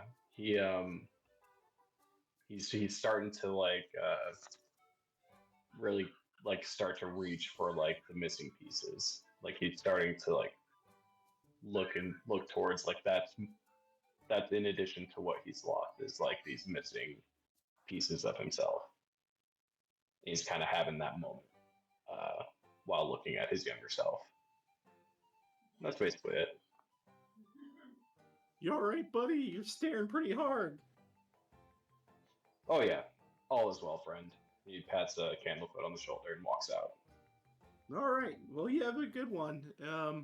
Probably only like 20 minutes or so until the crowning of the Witchlight Monarch. Probably want to get your friends and head towards the center, kind of near the big top, the center thoroughfare. They're going to do a parade and everything. Yeah, he does that. He goes over to Kieran and Lydia, and he like tells them it's probably time to go find our seats or whatever. All right.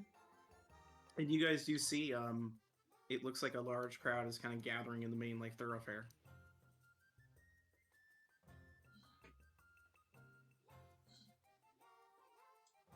Time to go. All right. Kieran grabs one last glass of wine. You know, He's really into that. One last glass. One more fake wine, fizzy bubbala. I mean, he's got the real wine in his No, he did not. bag. That's true. Don't mess with this Ohan. Abigail grabs one too. Okay. If you guys can punch out whatever you want from the last of your tickets, if you'd like to get any other food on your way. Yeah, that should be the last punch. Yeah. One more one thing for Kieran at least. All right. Cat's all punched out.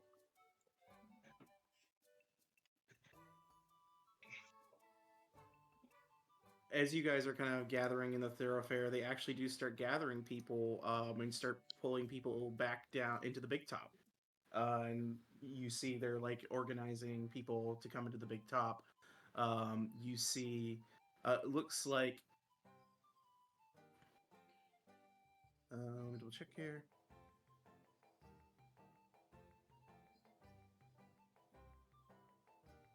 Yeah, you watch as you guys are kind of ushered in to take seats inside of the main area, which might be a little,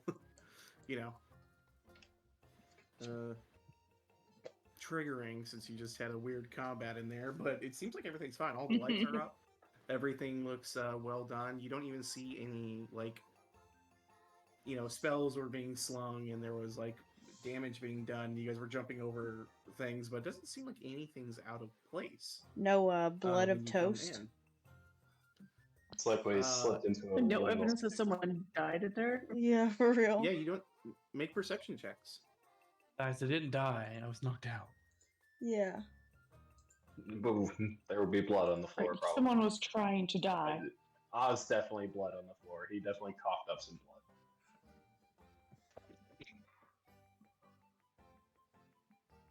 Look.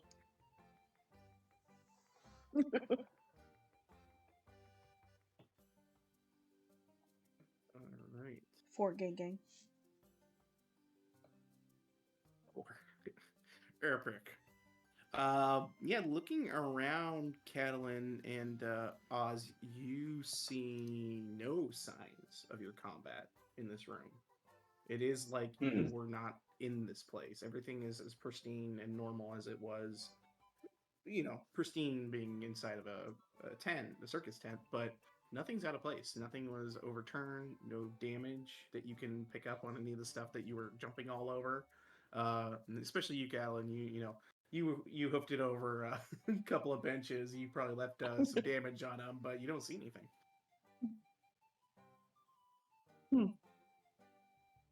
That's so weird. I'm pretty sure when your face was in that thing of hay over there that there was some straw all over the place. Yeah, there's no Oz Oz. face imprint. Yeah. That's Very just strange. weird. This is the shadows' work. Maybe they did This is that fancy demon's work. prestidigitation spell. That demon? That's not how that worked. Maybe.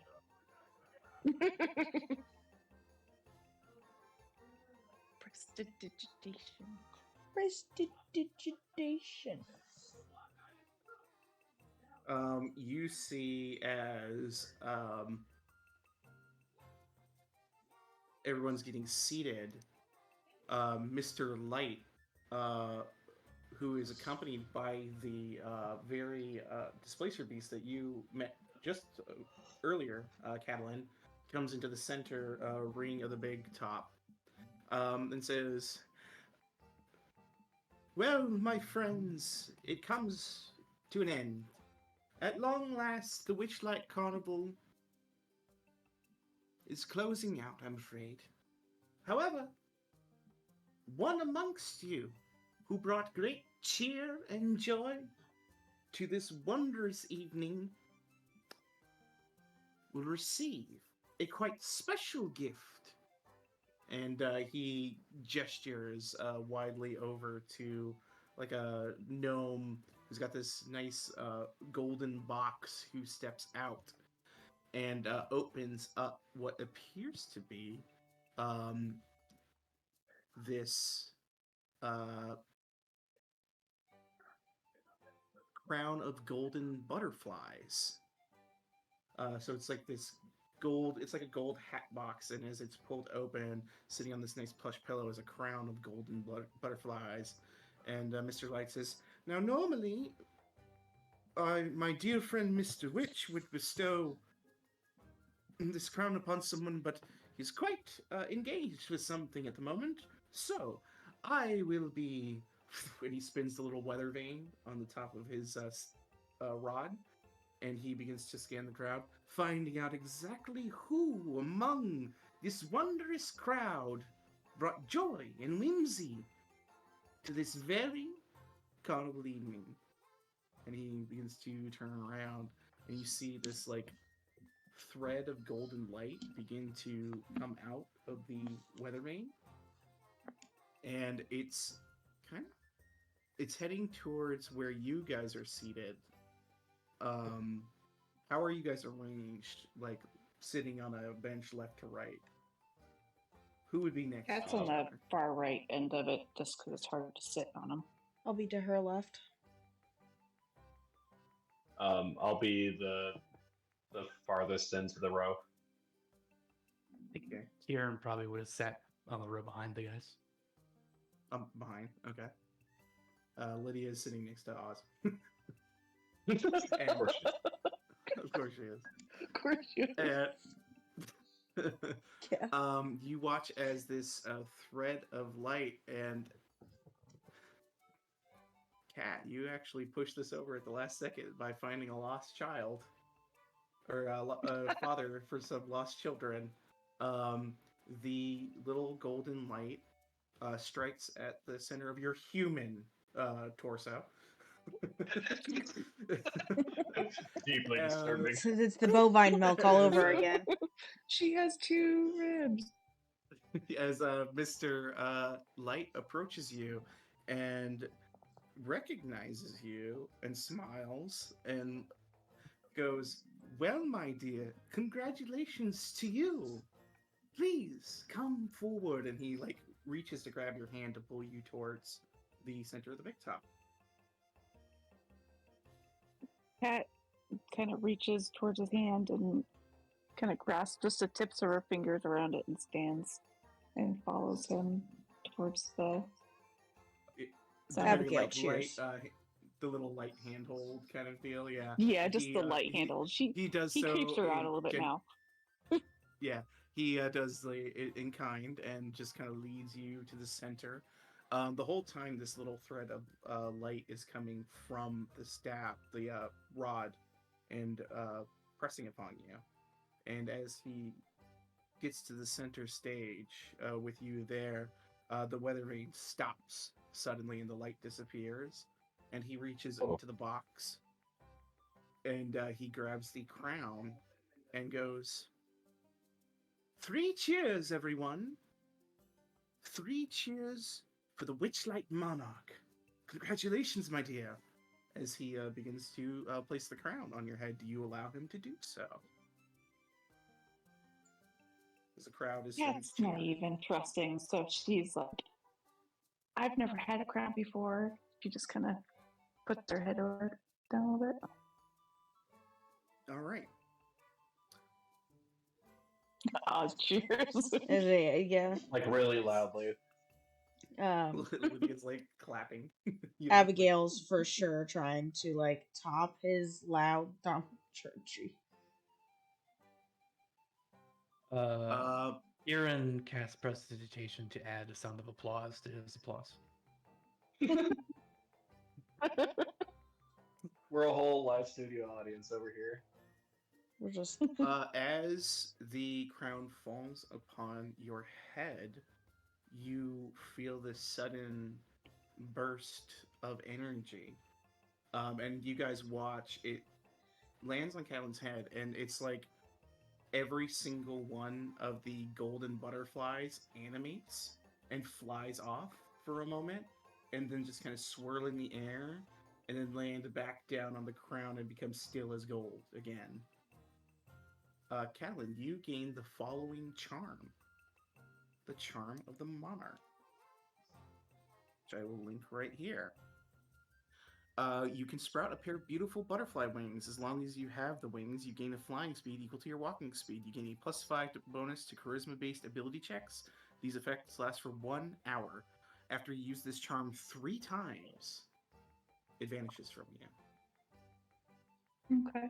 Whoa. So you can use this a total of 3 times throughout this adventure. A total She'd of? be like a little Pegasus. Yep. 3 total times. Last an hour Pegasus each time. Centaur. Can she still be And, rode? Huh?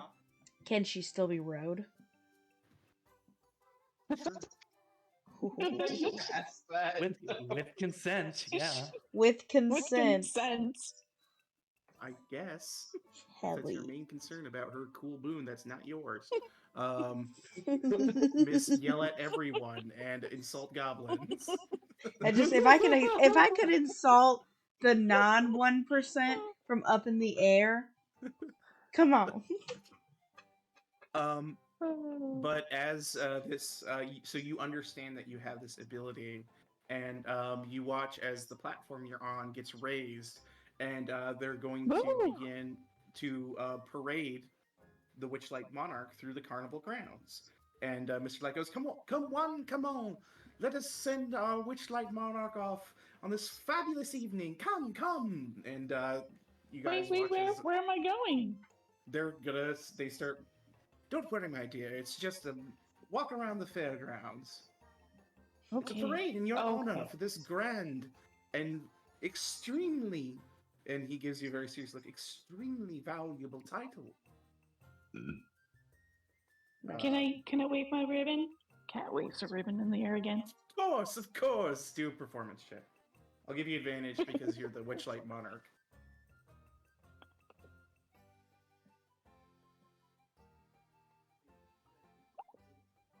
You do a pretty good job of it. You know, you're feeling it. You know, you don't toddle off the side of the platform they're carrying you on, so that's good. They do have to adjust every once in a while just to make sure you do.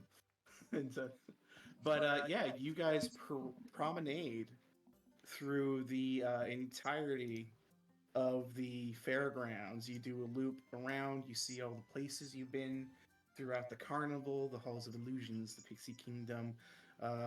You get a bit of well, I assume if you all are going to follow the parade. Yes. Oh of course. yeah. It's cat. Yeah, you Oz, you kind of see the snail racing where you had your grand victory. You see Yes. the mystery mine where you had a terrible experience. Traumatizing.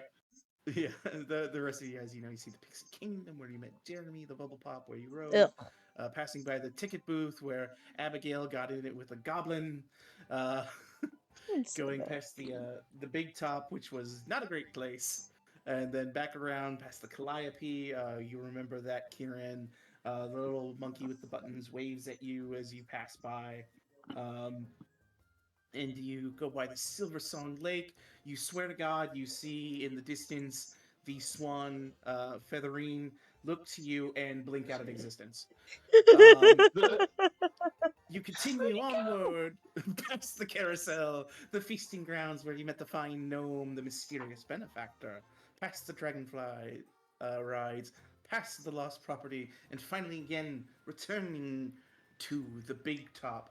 A large parade, streamers, dragonfly riders flying around, pixies, just beautiful lights all over the place in the twilight of this grand carnival. Oops. You see goblins in the distance that you menace with your sight. But you all Wrestling. arrive back into the big top, and there's clapping. There's a series of beautiful fireworks that go off over the big top, making various depictions of fey creatures, beautiful swans, butterflies, fairy dragons, all popping off all over the place. As Butterfly you Centaur. and what's that? Butterfly Centaur. Yes, butterfly centaur.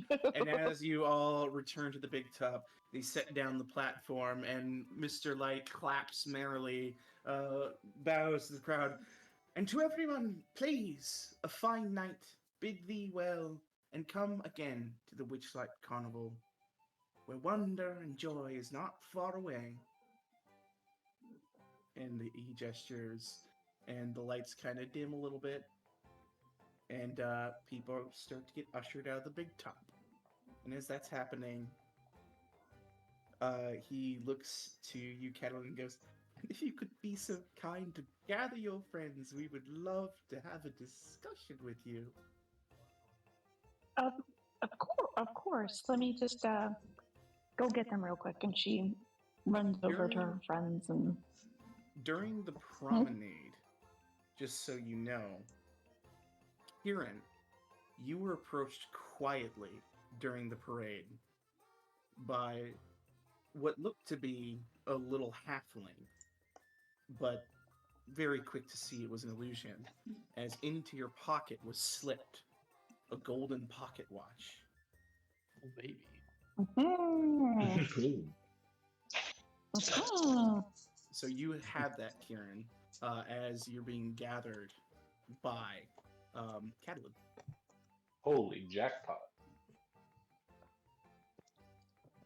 Didn't we And already Catalan talk to trots over them? there, and she's like, "Did you see this? They want to talk to us again. Why Are do we they in want to trouble?" talk to us again? Oh, I have I a don't know. feeling. He just told me Karen's that I need to. assuring the crew. He's like, I have a feeling I know why. It happened? What happened? Wink. Oh, buddy. Well, How Okay, well, fun. plausible deniability.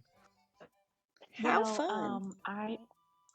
let's go and meet them then, because they want us to meet up. I Again. don't think we should. I think we should like get the fuck out. Oh my god, this place is changing me. No, Abby. Abigail, did you just curse? This Abby, place is we needed changing to me. talk to them. We wanted to talk to them. Remember, they know things. Oh, that's right, the bribery. Yes. And then Kat tells him real quick about all the things that she learned from the gnome lady. I can't remember what her name is. Okay. Elowen. And Something like amphibian? No.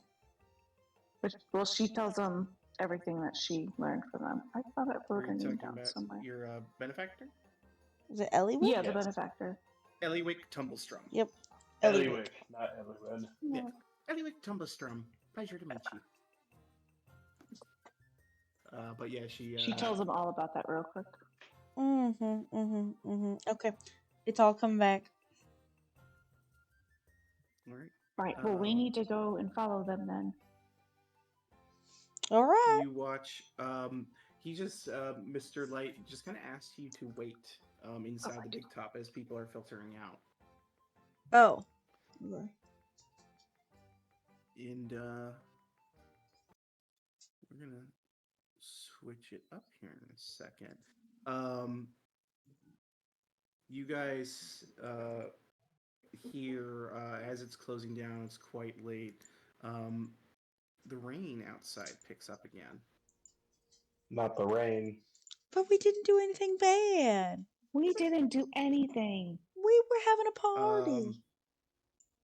And as you are all there inside of the big top, Mr. Light is kind of like tapping his foot.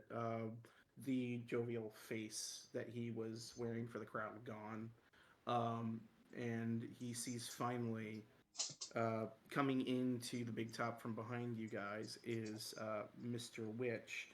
His large hat on his head kind of brimmed with rain as he just goes, "Damnable weather." And he walks past you and then speaks briefly to Mr. Light quietly. And then he looks back to you all. "Well, who has it?"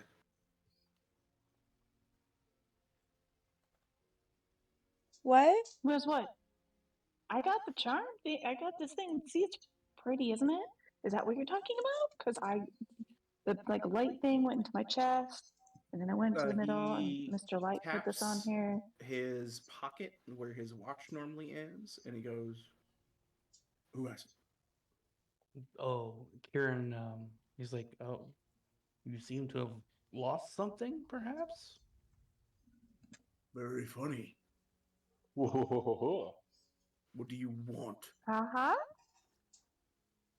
I want what I wanted earlier. I want to know what you know.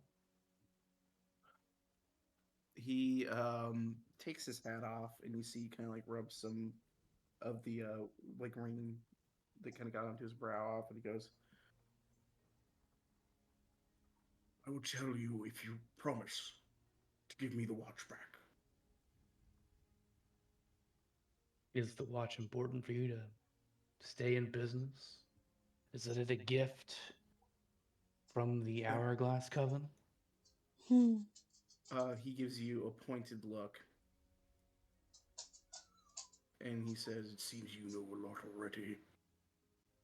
This, the watch is the entirety of the Witchlight Carnival."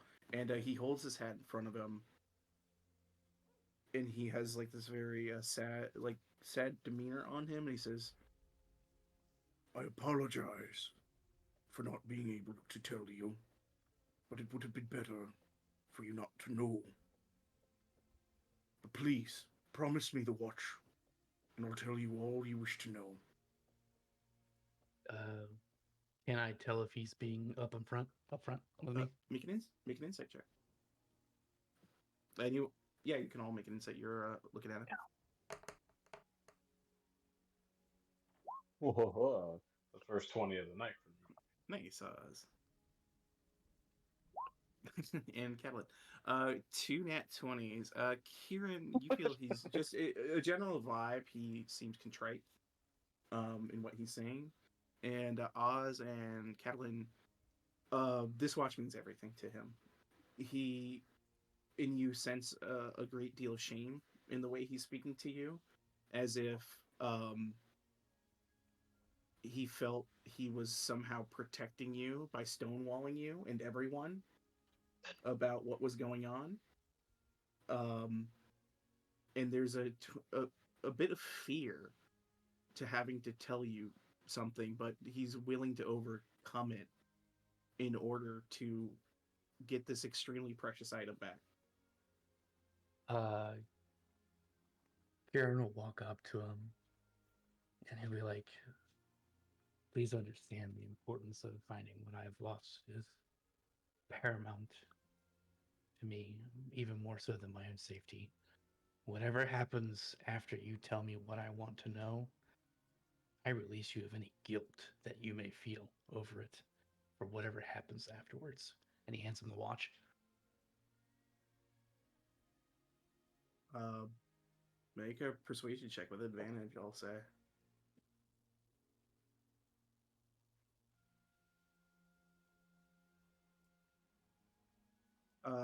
You hand him the watch without him even telling you anything. And as you do that, you see his kind of generally dour, grim demeanor cracks with a smile. And he goes, "I thank you." And he puts the watch away.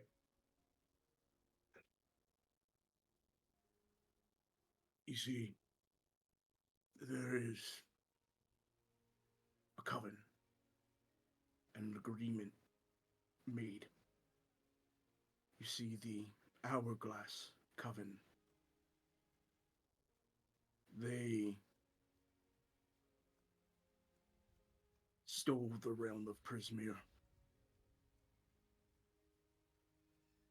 And when we touched the Fae, they realized that myself," and he looks to Mr. Light, and Mr. Light, "well, the truth of everything. We are not the owners of the Witchlight Carnival. We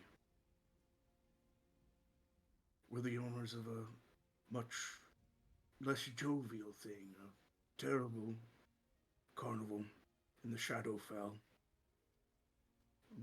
Black carnival of nightmares, the plains of Dread and Ravenloft. We were once proud of it. We thought in our own way that it was a joyous thing, as twisted as we now realize it is. We ran into another troop that owned this very carnival. And, well, we made a bit of a wager as to whose carnival was the best. In doing so, we found such joy here. We were only supposed to have the carnival until we met them again. And we never want to meet them again. The Hourglass Coven knew this.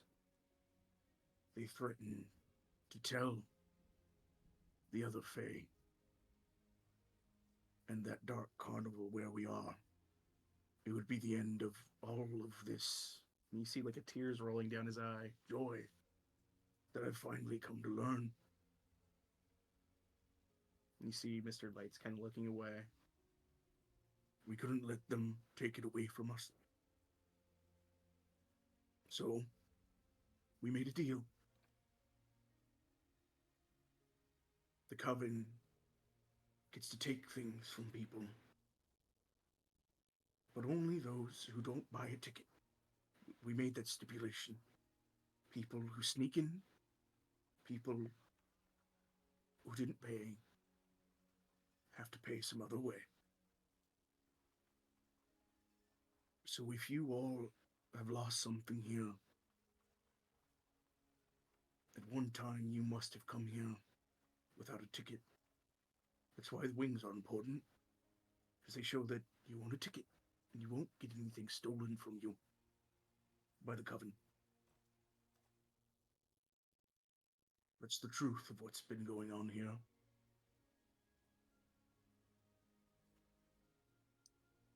Yeah, and Kieran's like, we've been told that we've had things taken. We've been told that we were here before, and none of us remember. Part of the curse, I'm afraid. And None remember what was taken. I've seen people be touched by these strange people from the shadows.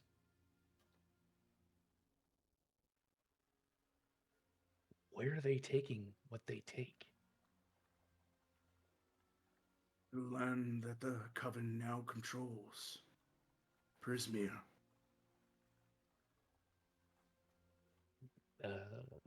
Kieran looks back at Kat. Did Kat say what the bard lady said about needing to go to Prismere? Yeah, she before we left, she did. So he's like, Mm-hmm.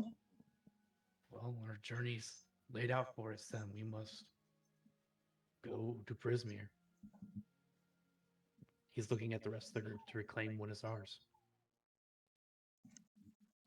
If you intend to destroy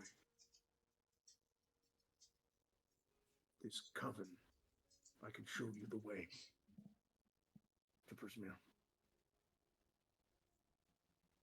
So you're saying that they have our stuff, what we've lost? And she kind of clutches at her chest where her amulet should be. He'll nod. They've taken it. They hoard these things in their various layers, hither, thither, and yonder.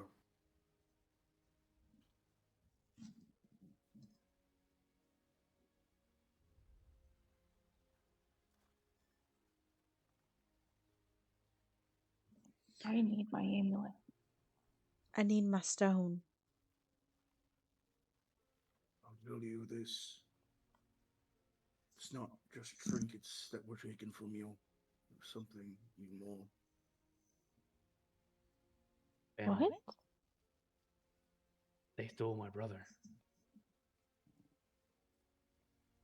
And as long as they have these items in any capacity, they hold great power over your very fates. They can twist them, bring you pain, tragedy, pluck the strings as they will.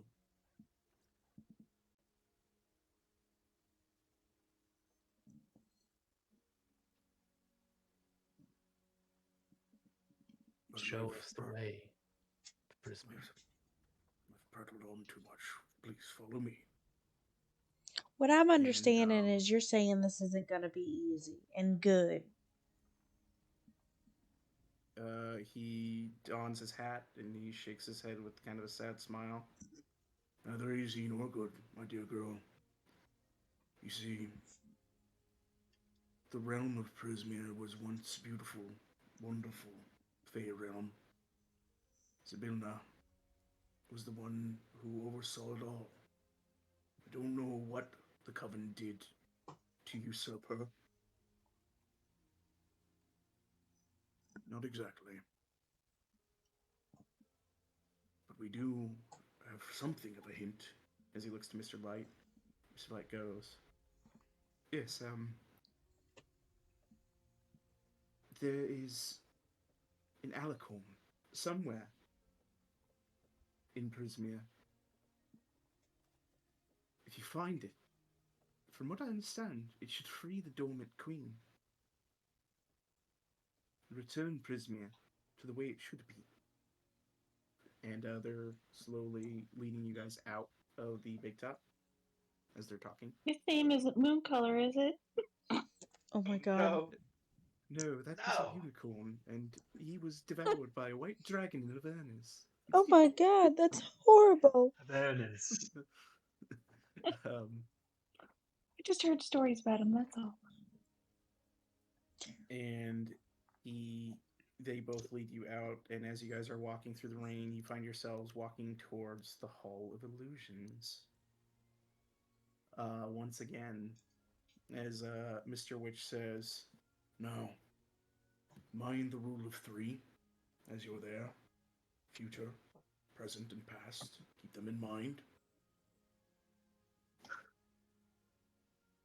And they lead you into the Hall of Illusions. And you guys watch as Mr. Witch and Mr. Light cross these mirrors. You see their reflections in them for the first time. You see these reflections of their younger years, these very serious-faced, darkened expression children, joyless eyes, in a vast wasteland of shadow and dark, an unwelcoming place without whimsy or wonder, no bright lights, nothing pretty, nothing joyous. And you watch as they cross the mirrors, and you see their older selves as they envision them now, old and happy, at the Witchlight Carnival, the place they love the most. And they lead you to that central mirror where you see them as they are now, reflected. And he turns to you. The only way to Prismia is through the present. And he whispers to you, everything you seek and more lies beyond this mirror.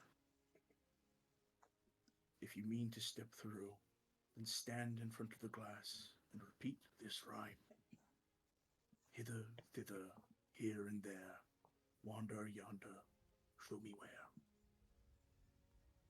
And I'll copy paste that for you.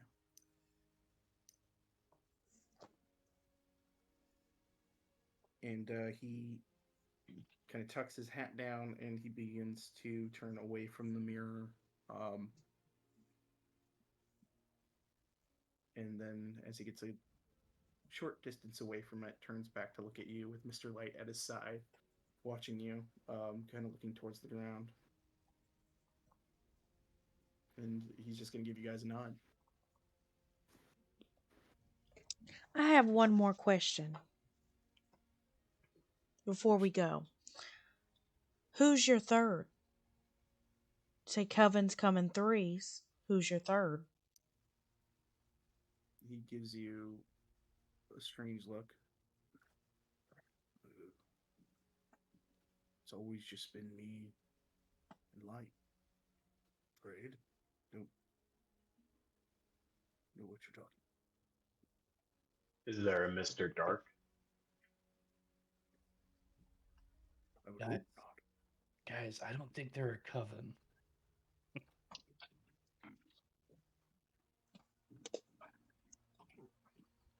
Abigail shrugs and looks towards the mirror. All right. You guys approach the mirror, all of you. Mhm.